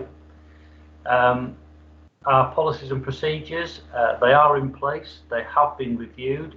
I think it's fair to say that some of our policies need to now be condensed somewhat and maybe like broken out into constituent parts, because at the moment they are pretty much quite a lengthy document. And I think in terms of making them an effective policy, we want to make sure it's something that can be easily understood, broken down and used by staff to best effect. I've put in there about the out of hours safeguarding provision, which has now been covered. And obviously one of the limited challenges we've had is about limited resources. Hannah is our only safeguarding officer in a designated role. It's currently a part-time role, but we've seen a big increase in the amount of work being undertaken by Hannah in the safeguarding officer role. And all the things that we've been talking about are, yes, we're able to get them done, but the challenge is about how do we do it with limited resources. So, moving on really to answer your really question, what have we put in place over the last 12 months? Al mentioned about the Section 11 review. This is Children and Young People. We've completed that and submitted that back to the Children and Young People Partnership. And I've just mentioned that we've also done the NFCC self-assessment. We've looked at our safeguarding referral processes. It's been reviewed, and we have put training in place to our operational staff using a number of options. So some of it's face-to-face or using like team delivery, and some of it's been using things like LearnPro. We now have the out-of-hours provision by the Judy Silvers in place. We're now a member of the Safeguarding Adults Board, and Hannah also attends what's called thematic groups. We sit on the prevent and contest boards, and we're in the process of building, and it's not there yet, but we're looking at quality assurance frameworks. We're not doing this in isolation. There's a lot of work being done nationally, certainly within the NFCC, around both safeguarding, but also about the youth intervention work as well. So things like the life courses and things like cadet schemes have got a lot of attention by that particular group, and hopefully there'll be some sort of like templated quality assurance that will be sent out to services like ours to use. Dave, can I just ask, just on that slide, a couple of things. Those are all new things that you've done as a consequence of the inspection, yes? Not necessarily of the inspection. Some of those things have been done through the gap analysis as well. Fine. Okay. All right. So, but in terms of the action plan to deal with the findings of the inspection, have you completed that now? I think so, yes. Yes. Okay, fine. Okay, that's good. And just, this is a really pedantic point, and I'm sorry to make it, but there's no York logos on that slide, and I just don't want the City of York to feel excluded from this presentation. Apologies. It's okay. Okay.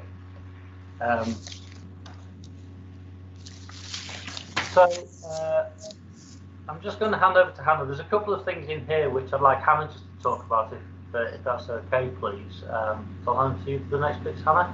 Yeah, that's absolutely fine. Hi, everyone. So I know Al mentioned earlier about early help and the early help strategy. And certainly for this year, COVID has put a little bit of, we've had to sort of change the way that the training was going to be rolled out.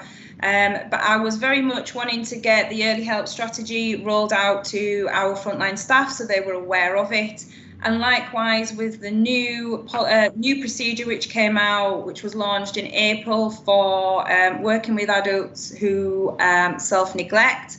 There was another new procedure that I wanted to roll out across all frontline staff. So we were due to do a launch joint with police and the local authority. But again, due to COVID, that ended up being rolled out over Teams, which I do think worked really well. Certainly for me, as mentioned, I do work 25 hours. So, you know, to get all watchers in all at once, it was good for everybody to feedback, see how different areas sort of are working. I know we've just started rolling out some on-call training, and we've been sort of trying to assess at what level those officers are at, and we've handed out a sort of questionnaire for them to fill in. But then we've also asked of an evaluation as well, just to ask, you know, has it helped, this basic sort of understanding of safeguarding training? You know, has it worked by delivering it over Teams as opposed to obviously having that face-to-face training? So we're just sort of getting those in. So we're just trying to work, you know, to make sure that we're also about that consistency across the service. And then just talking of consistency, so on the right, on the diagram here, we've got the clutter image rating scale, which again, going back to some new policy that got brought out in April. I very much wanted to get this out because hoarding, you know, with working in the fire service, we receive many referrals when agencies are in premises, obviously, where people are hoarding. And our perception as professionals can be very different. So what you may see as a hoarded premise may not be, you know, maybe how I live on my daily basis. So again, I wanted to get this clutter image rating scale out there onto all appliances across the county. This new policy does include the City of York as well. It's joint work there. So yeah, every appliance now, it's rolled out to on-call staff as well, as because I'm literally just sort of on with training them up as we speak. They have a copy of this and they have a copy of a risk assessment as well. So again, it's something else just to give them a prompt. So if they're there, they're feeling a little bit unsure, they have that just to refer to. Duty silver officers are aware of it as well. And it just gives them that extra help for when, you know, when they come across that premise. They've got the contact telephone numbers there of who to ring should that safeguarding referral need to be made. Prevent. So Dave touched on prevent. I am very much aware that since I've been in post, we have received nothing new from the government with regards to RAP training. So RAP training being a workshop to raise awareness of prevent. Historically, that's how it was always given. From speaking with the lead on prevent, both in the police and from the local authority, I'm conscious that I haven't delivered anything significant around prevent recently. So I have now worked with the agencies to produce some training. We've got videos, I've got training which is being rolled out imminently, hopefully within the next couple of weeks. And again, it's been adapted for the fire service staff. So, you know, I am conscious that our frontline staff need the signs, need the symbols. They need to know what they're looking for. It needs to be punchy, you know, almost like the 1-minute guides that have been mentioned. So it's simplified down. They know what to look out for and how to refer. And that's how that training is being adapted for them. So that is going to be rolled out imminently, and then we're hoping to appoint prevent champions across the county, so each district is, you know, is that point of contact. They can work with the cohesion officers, the safer community partnerships, so we've got that level sort of consistency across the service there as well. What else have we mentioned on here? The secondment to the NYCC triage team. So that was planned. And this is just going back to a question I think you asked, Tom, just with regards to referrals. I certainly think our frontline staff and officers are more confident in what safeguarding is and the referrals that they're making. It's really good because now we're getting that feedback through our Safeguarding Adults Board Children's Partnership. So then I can feed back to crews and I can say, you know, I mean, again, it's like was mentioned before by Al. I always say to crews, if you've ever got that gut feeling or something doesn't feel right, just put it into the safeguarding inbox. Don't hold off from you know, sending that information across, because it could lead to that bigger jigsaw. It could be that piece out of that bigger jigsaw. Whether it is just I need to feed that in on that intel form, or, you know, I do need to make that call, you know, to another agency and it doesn't quite meet safeguarding. I'm always saying still just feed that in. And I think crews are feeling more confident now. You know, I don't want them to feel that they can't do that. And it's like, look, it's me. I'm here at the end of the phone. Just pick up the phone and put that across to me. So I am confident in that respect. And then the reason I wanted to go and sit sort of at the triage team is kind of just to see the referrals that are coming in. Are we writing what we're putting on the forms, on what we're sending across? Again, you know, they will notify me if it's like it's gone to our safeguarding team, it doesn't meet the section 47, you know, but this is, you know, referring back to you, so then I can take that process back. Do I need to refer to into your local hubs, or does it need to go to that individual agency there? And yeah, it's just about building those specialist relationships, I suppose, with the police, you know, with local authorities, children's society, you know, we're on with training for child sexual exploitation. Just linking in with the police next week on some DASH training, you know, domestic abuse. So yeah, we're getting there. That sounds like there's been a tremendous amount of work done, Hannah. So thank you so much for all of that. And looks as if progress is really being made. So that's good to see. So thank you. So this slide really is summing up what we want to see in the results of what we're doing.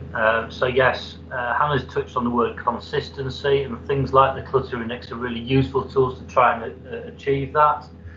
And I think your question, Tom, is very appropriate to say, you know, how are you assessing that? I think we need to get a better way of assessing that internally, but anecdotally, and from the information that Hannah's just shared, I think there is a degree of confidence that safeguarding is well understood in North Yorkshire Fire Service, and about how to make referrals. And I certainly agree with Hannah's comment about if you are concerned about something, pass it on, make somebody else aware.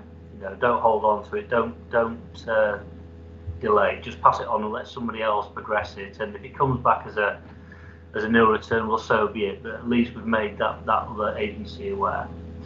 Tom, sorry, Dave. Tom, did you just want to come in? Yeah, thank you. It's just a couple of questions on this, I guess, and actually maybe Dave, you want to speak to the next bullet point there on the efficient and effective referral pathways, maybe before I ask my question. If you had something specific to say on that, just so that I'm not asking you something that you're just about to talk about. This is what we're looking at. So we obviously make referrals out of our service to other agencies when we've got concerns. But this is about working with our partners that they can refer into us. So if we've got a significant contribution to make, or we can make a really appropriate intervention, let the fire service know. And I think one of the areas that we are very focused on at the moment is telling other people what we can do. Particularly when we got onto the second part of this presentation around youth intervention, and just picking up on some of the things that Alan talked about in terms of the trauma-informed approach and the adverse child experiences. So, you know, we've got a really good product that we can offer. Sometimes I think other partners are maybe not aware of what we can contribute, or when we should contribute as well. So I think that the relationships that we've built, certainly the last 18 months, definitely the last 12 months with the boards, have been really effective and appropriate. Much better understanding in the safeguarding community about where fire fits in and what we can offer. So yeah, that's what that's about. Referral pathways need to be really efficient and effective, both in and out. Thank you. Thanks. So just two questions then, I guess. One, you know, and as Julie said, it's really evident how much work has been put into this, and it's absolutely fantastic to see, because I think, you know, the service were very open with the fact that there was a big gap in this a little while back. Just in terms of the sustainability of this approach, then quickly, because obviously, as you said, you know, and Hannah's done an awful lot in very little time, which is really wonderful. But if, as you say, resources are limited, but you're seeing more and more work coming in as people's understanding gets better and so on and so forth, how is this going to be sustainable going forwards? Is it actually that you need to put some protocol in place around the ways in which local teams or local stations can do some of that referral work themselves rather than necessarily relying on an officer. So that's one question. And then it's great that there is this aim for consistency and that there's this training going out there. Have we seen an improvement in the quality of those referrals that are being made? Not necessarily the ones necessarily by Hannah, but across the wider service. And how do we know that? Is there plans for auditing around that? How are we going to prove to ourselves that the quality of the referrals that we're making is actually improving as well, please? Okay, Dave, just before you answer those questions, I'm going to bring Andrew in because he's got his hand up as well. Well, I'll wait one moment, Julie, because Dave might say what I'm going to say anyway, but it's in response to a really good point that Tom just brought up. But if Dave doesn't quite cover it, then I will afterwards. Super, thank you. Yeah, so in answer to your first question, what we're about now in terms of my department, we're about capabilities. We're about providing the resources to our staff on the front line. So on district managers have got the ability, the knowledge, the tools to do, what they need in their area. So it's about providing them with depth of understanding about the issues. It's about giving them the tools to tackle those issues appropriately. And it links into a wider piece of work about your second part, but how do we evaluate? How do we actually know what we're doing is really good or effective? So again, we need to be looking at sort of the evaluation frameworks and how do we audit our work? All of that should then feed into your second question, which is how do we know we're making better quality referrals? Again, Hannah might have some more sort of anecdotal comment to make about that, but I think what we're seeing is that staff feel confident to make them. They're sufficiently detailed to allow us to pass them on to the relevant agency. And I think very much like that's how I'd like to answer your question, really. I think we are providing the capabilities to our staff so that the issue around resourcing and capacity and resilience, they're all very much there, but we're trying to make sure that we actually bolster all of those things. Okay, thanks. Andrew, do you want to come in? Yeah, it's really just to reinforce what Dave just said. One of the key principles of what we're trying to achieve over the next 5 years is about capacity building and about making sure that all of our frontline staff can take forward most of the cases that they would find themselves. So the principle is that when frontline staff, so firefighters, for example, find a vulnerable person, they own that person's safety until they're content that they can let them go because they're safe enough, and that they will identify the partnerships that will help them to get that person to safety. What's tended to happen till now, if a firefighter found somebody who was very vulnerable, they would refer them to Hannah or to another agency, and then that felt like their job was done because it had been referred out. What I want to get to the point of is that they feel confident in keeping hold of that person and not needing to refer them out every time, unless it's the most extreme cases. And the capacity building bit that Dave, I think, is referring to is that people like Hannah, people like our community safety officers, our fire protection officers who are specialists in their field, become almost an internal supplier to those fire crews as internal customers. So those fire crews can ask for support and assistance, accompany that specialist to do the intervention, so they learn on the job what to do next time, rather than just referring it to the specialist and leaving it with them. And that's how I hope to get capacity built and sustainability in place, so that by having greater expertise amongst a larger proportion of the organisation of the staff. Okay, so thanks, Andrew. I mean, I suppose my slight sort of nervousness is saying all staff have consistent understanding the referrals are efficient and effective when there aren't any evaluation measures in place. And so I recognise the amount of work that has been done, but I do think it's important for those evaluation methods to be able to test those claims. And I suppose I do wonder whether we've got other ways of trying, because this is such an important area of business. whether, for example, this is something internal audit could look at, or I don't know. I just wonder whether we just need to have a little think about that whilst you develop your assurance mechanisms. I totally agree with you, and I think the next point really is about the relationships that we are developing, particularly with North Yorkshire Police. We've worked very closely with Alan over the last year, got some really good advice and guidance from them, and these are the sorts of areas that we want to explore with agencies who are perhaps a bit further down the track than we are, about what do they do to do exactly what you're talking about, Commissioner. So very much on our radar.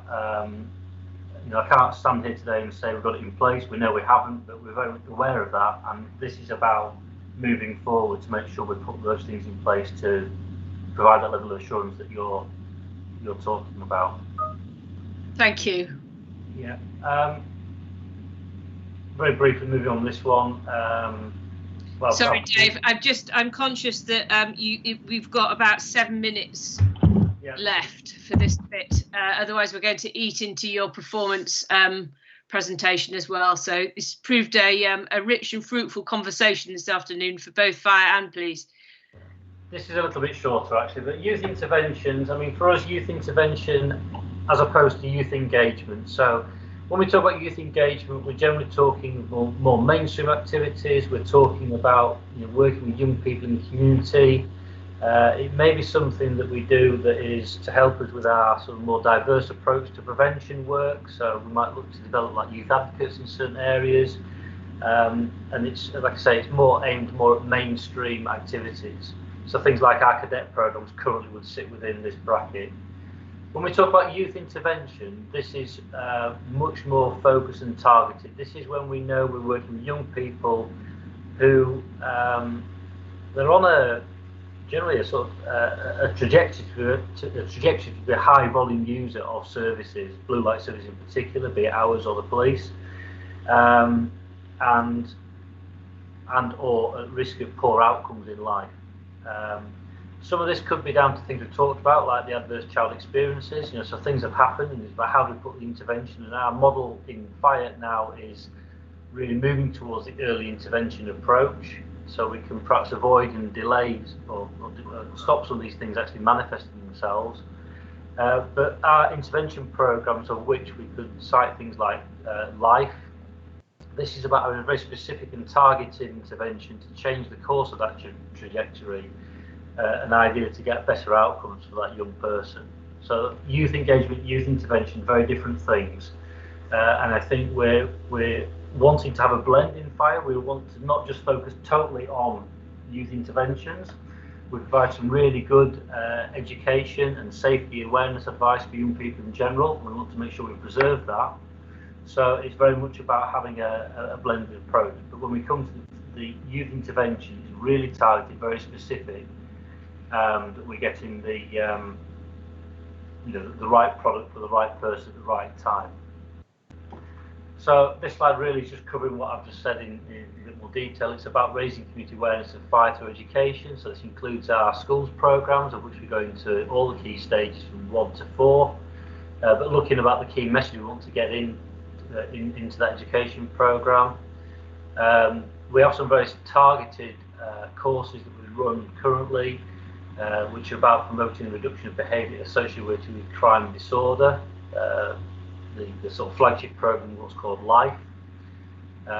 It's about promoting neighbourhood renewal and sustainability, so that young people feel very much included within the community and they can contribute properly.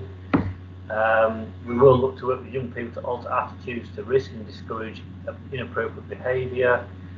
And significantly, and this is the area that we really want to move on with, is about how we support partner agencies that share same goals. I think there was a strong message for me that came out of the police presentation that we're all, to quote Alan, we're all, going in the same direction, trying to achieve the same thing. This is just a very short, capture what I've just talked about. I'm just going to, we had a couple of quick case studies. One I'll just cover quickly, and then I'll ask Hannah to do the next one. But with regards to live courses, it's aimed at people who are referred to as normally through the community safety partnerships, who've got issues around antisocial behaviour. or maybe some other things like confidence.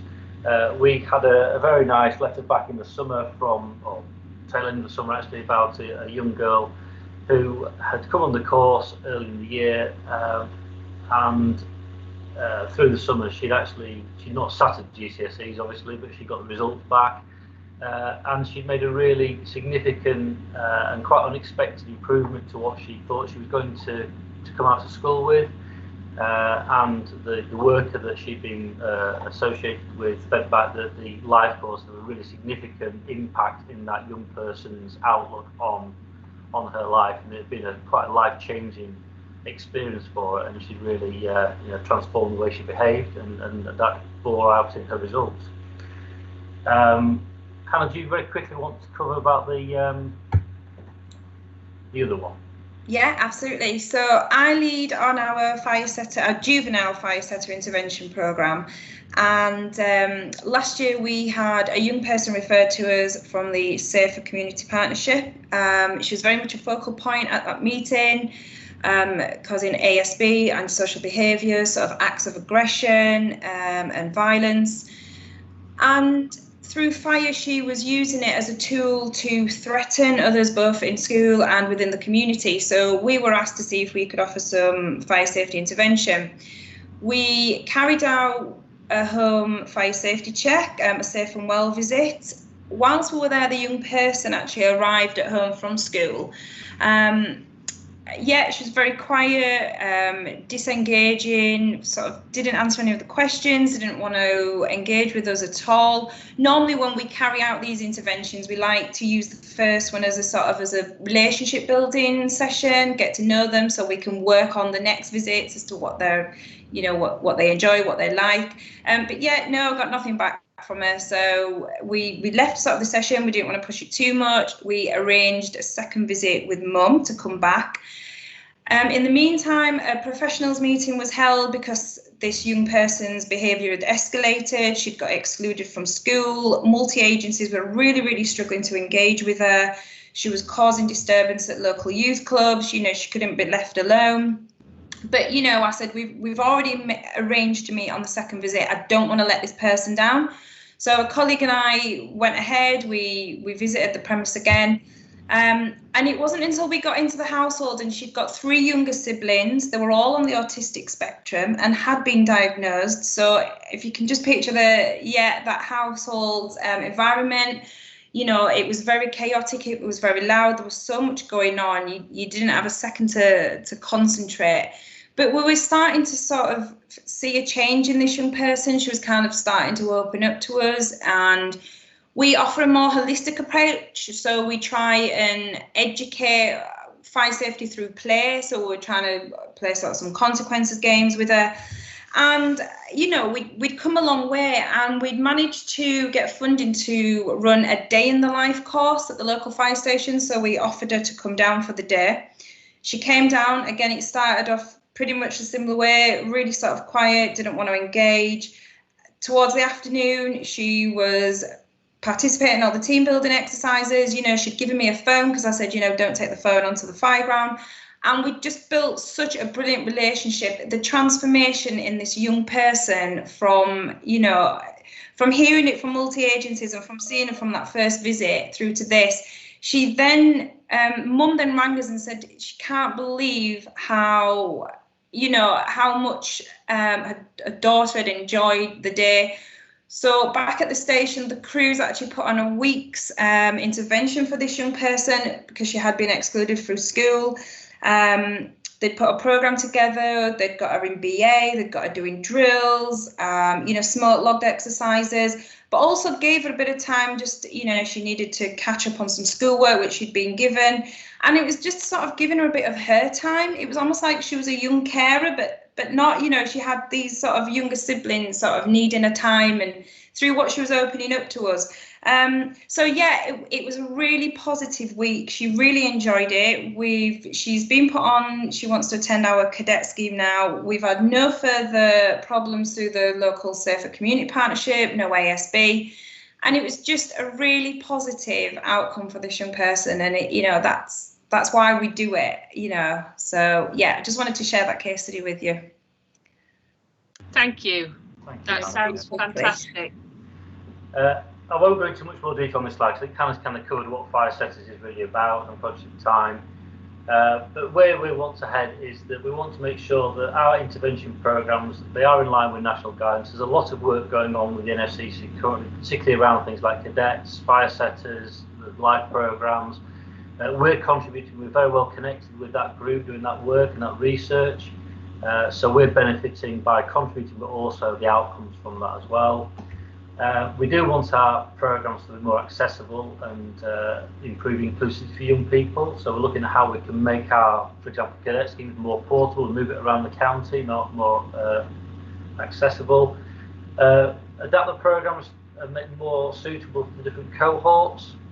And very much including sort of equality, diversity, inclusion. It's including the design and delivery of all of our intervention programs. So, for example, we have been looking at offering a life course, which is just single gender. We've been approached by an agency to run it just for girls, a female-only course, and that will be run by female-only instructors as well, because of the issues that the people have got. And also, we're looking at people who've got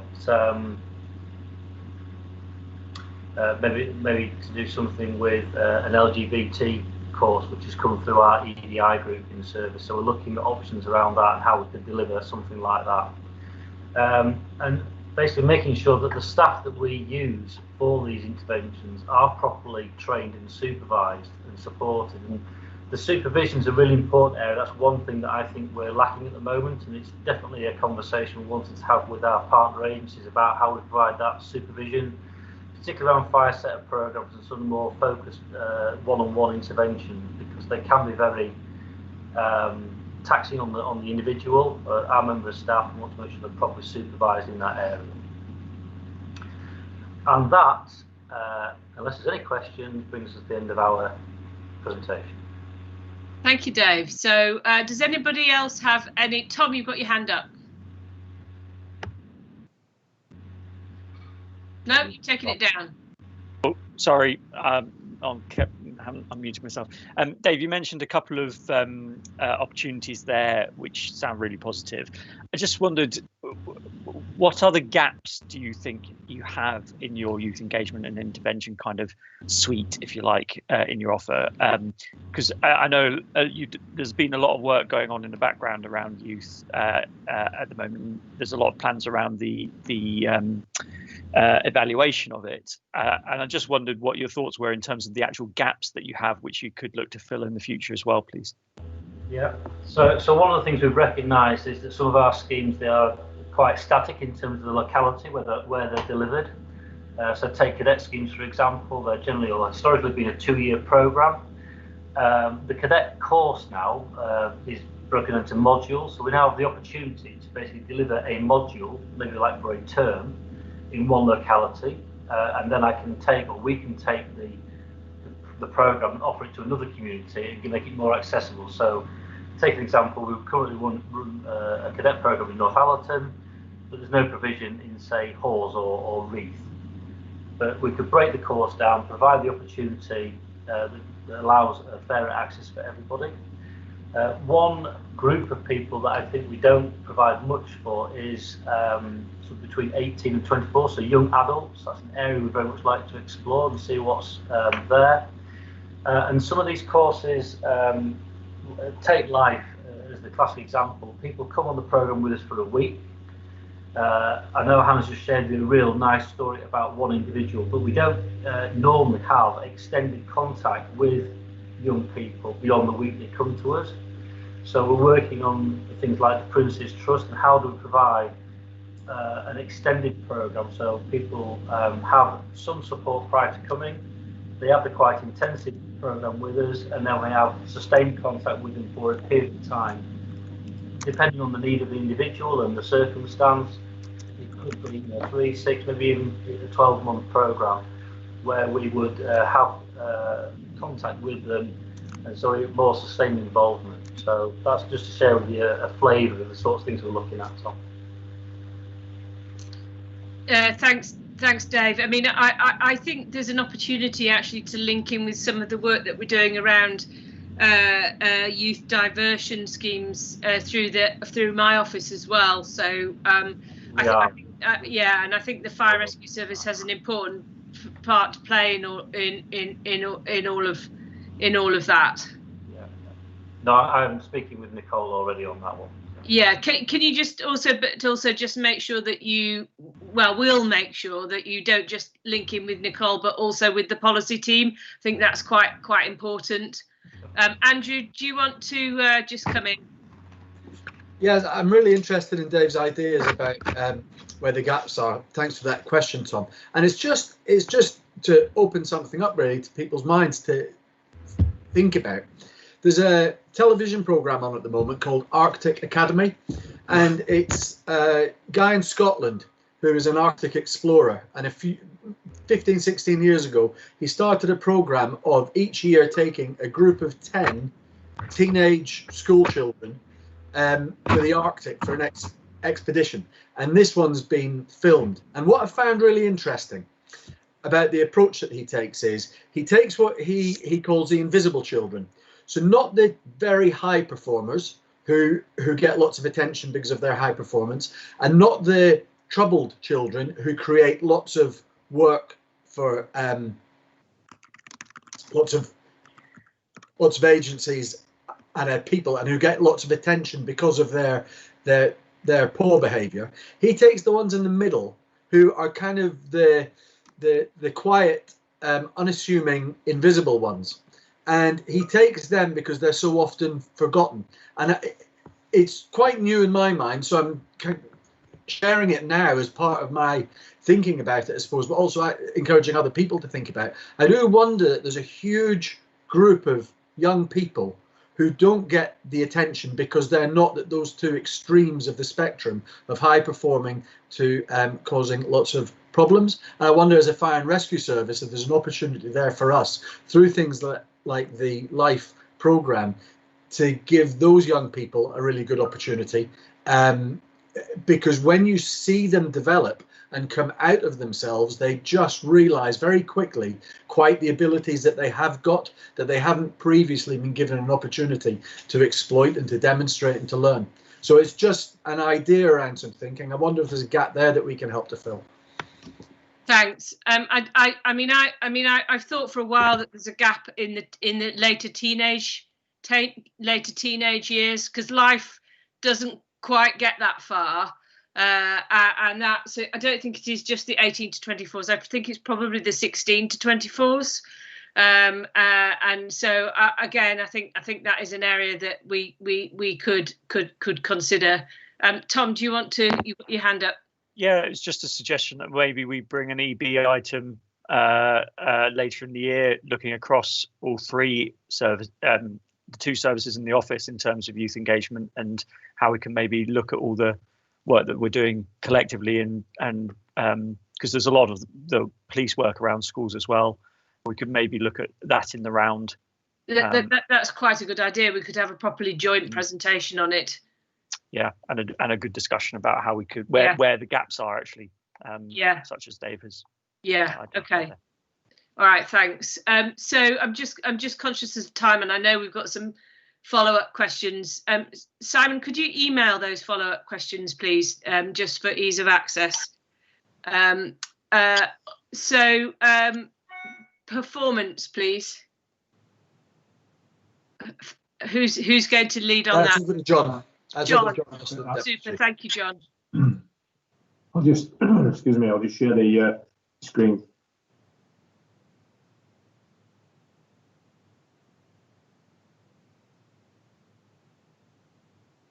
Are everyone able to see that? Yeah. I think you need to make it presentation mode. Yeah, should be there now.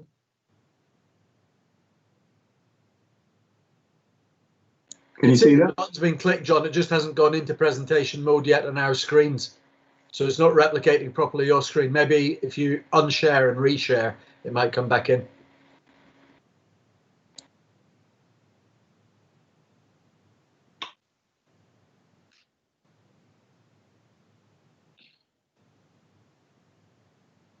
Okay, great. Perfect. Okay. Thank you. Good. Okay, so this is covering the September performance of the service. Just looking at the incidents, nothing major to report there in terms of any spikes or increases. 590 incidents attended during September, slightly lower than it was in August, and lower in both the special services and false alarms, slight increase in the fires. False alarms remains an area of focus, and we've been struggling for a little while having the reporting mechanism feeding through to the district level, but I'm pleased to say now that that is fixed, so we can really make some increased effort on monitoring those false alarms that we're receiving in the districts now. So John, can I just on false alarms, this was again something that came up at the police and crime panel, and I think North Yorkshire's got a higher than average problem with false alarms when we looked at the stats, so it'd be interesting to see what other areas are doing to bring those down.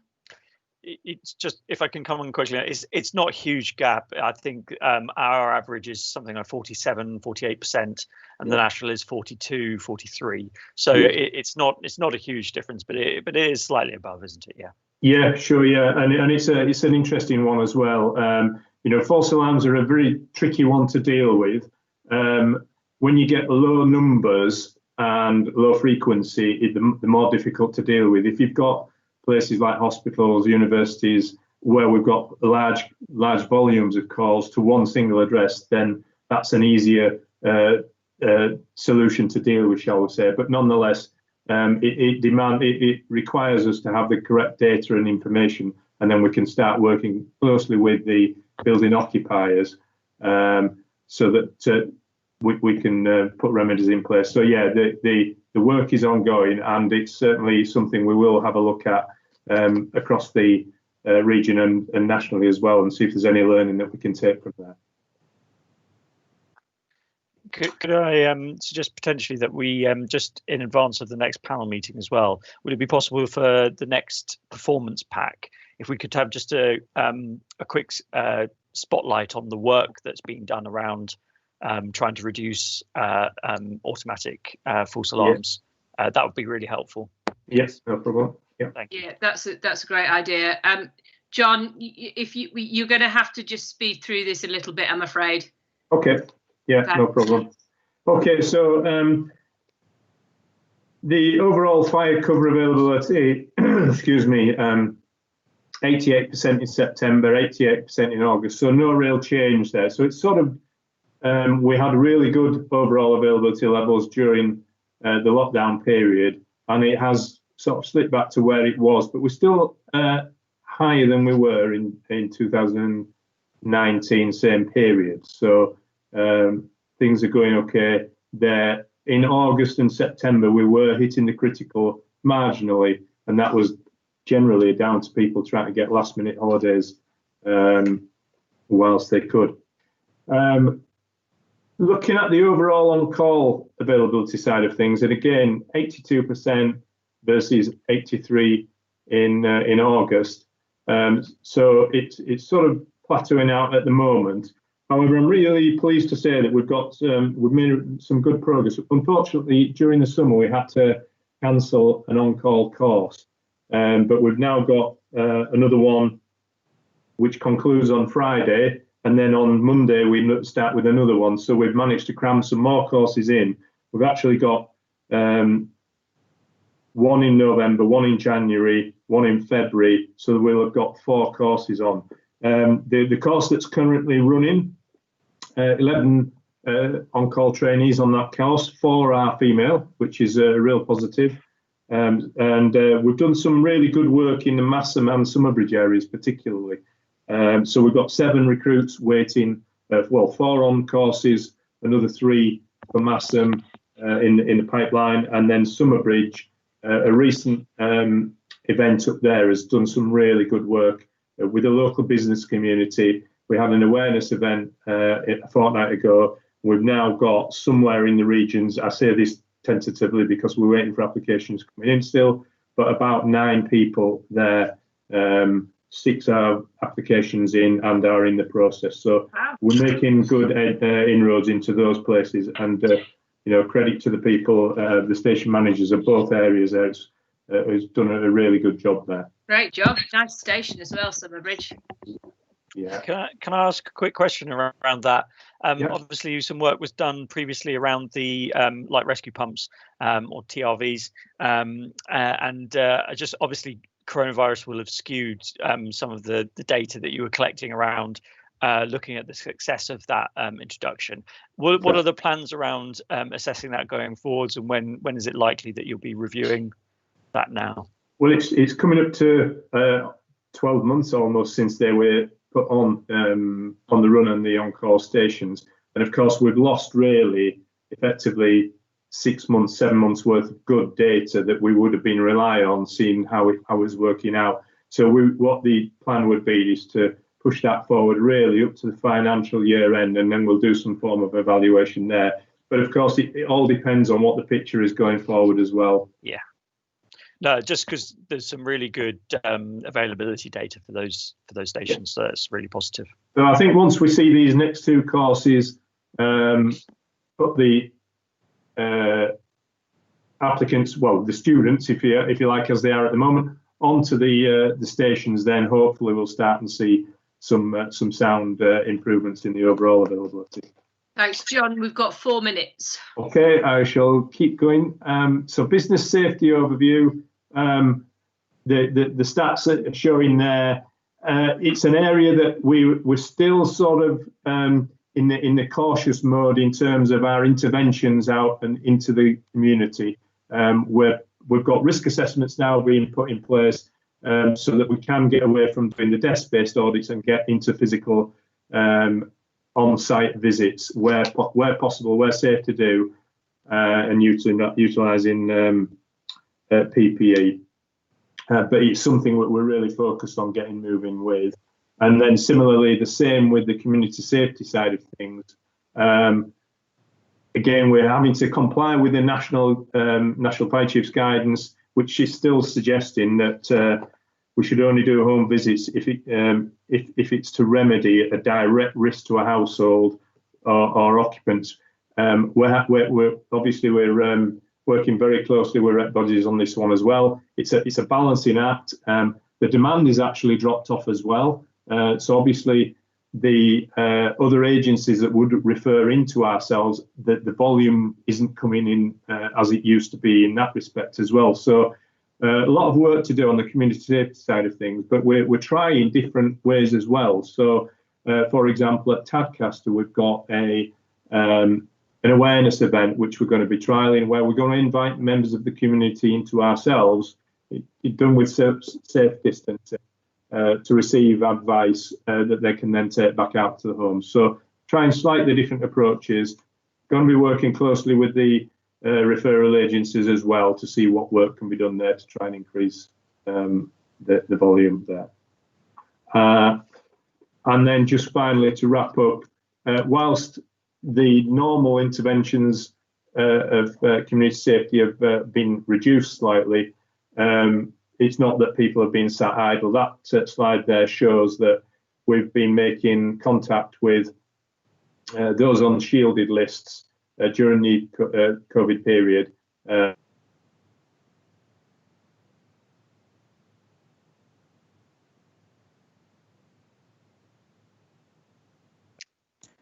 We appear to have lost John for a moment there.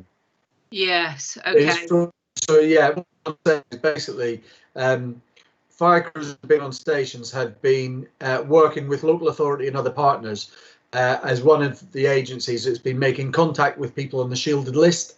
And what that's enabled us to do is to add fire safety related questions to all of those calls, whether it's us who's making them or whether it's other agencies. So we're getting helpful data in from that, and it's helping us to identify those households that are at particularly high risk so that we can do a physical intervention if it's appropriate and safe to do so.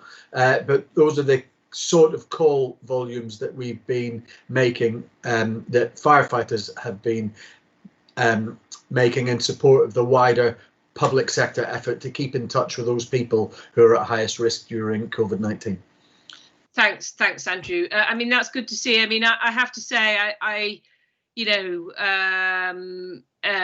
lot of key workers have been out and about and are doing things. So I think it'd be interesting to see where the National Chief's guidance goes in the future, and how we sort of try and get back to more business as usual as much as we can, I think. Well, a good example of that is we're now waiting for the tripartite agreement. That's the agreement between the National Fire Chiefs Council, employers and the Fire Brigades Union, which has increased the role map, the number of tasks that firefighters can do within their role. And the version 14 of that is going to be released soon, which will take us right the way through till the end of March, we hope. And added into tripartite 14 is the ability to get back into doing fire protection visits in hotels and factories, etc., and being able to do those inspections in person as opposed to a remote-based one. So the National Fire Chiefs Council are keen that we move that way, and that the guidance and risk assessment allows us to do that way. What we're also keen on to do here in North Yorkshire is to risk assess it based on the tiers that areas are in. So when we are in low COVID risk in tier 1, we should be able to do the maximum amount of physical interventions, and as the COVID risk increases, then we will be able to adapt and reduce the amount of physical interventions we're doing at a local level where it's less safe to do so. Okay, I mean, I completely understand all of that and the complexities around this for the fire and rescue service, because it's different to policing. But there are people working in those factories. There are, you know what I mean, and they haven't closed. And so I think it's really important that we can restart those protection activity, because there's people out there doing the jobs, and I think the fire and rescue service needs to move forwards in all of this. But I recognise that is complex in this sector. It's a careful balance. Yeah. Okay. I'm gonna, unless anybody's got any further questions, I want to draw this to a close because we have got a follow-up question from Gwen, and I want to get that in before 4 o'clock. So has anybody got any other anything else they want to talk about? Okay, that's great. So I'll just say thank you then to everybody who's contributed, both in the meeting but also in making the reports and all the preparation and all the work that's gone into them. So thank you everybody, and thank you everybody for all the work that you're doing for the public of North Yorkshire and the City of York. So just on the question from Gwen, we'll look at doing, Gwen's asked whether we could put FOI performance in the main performance pack.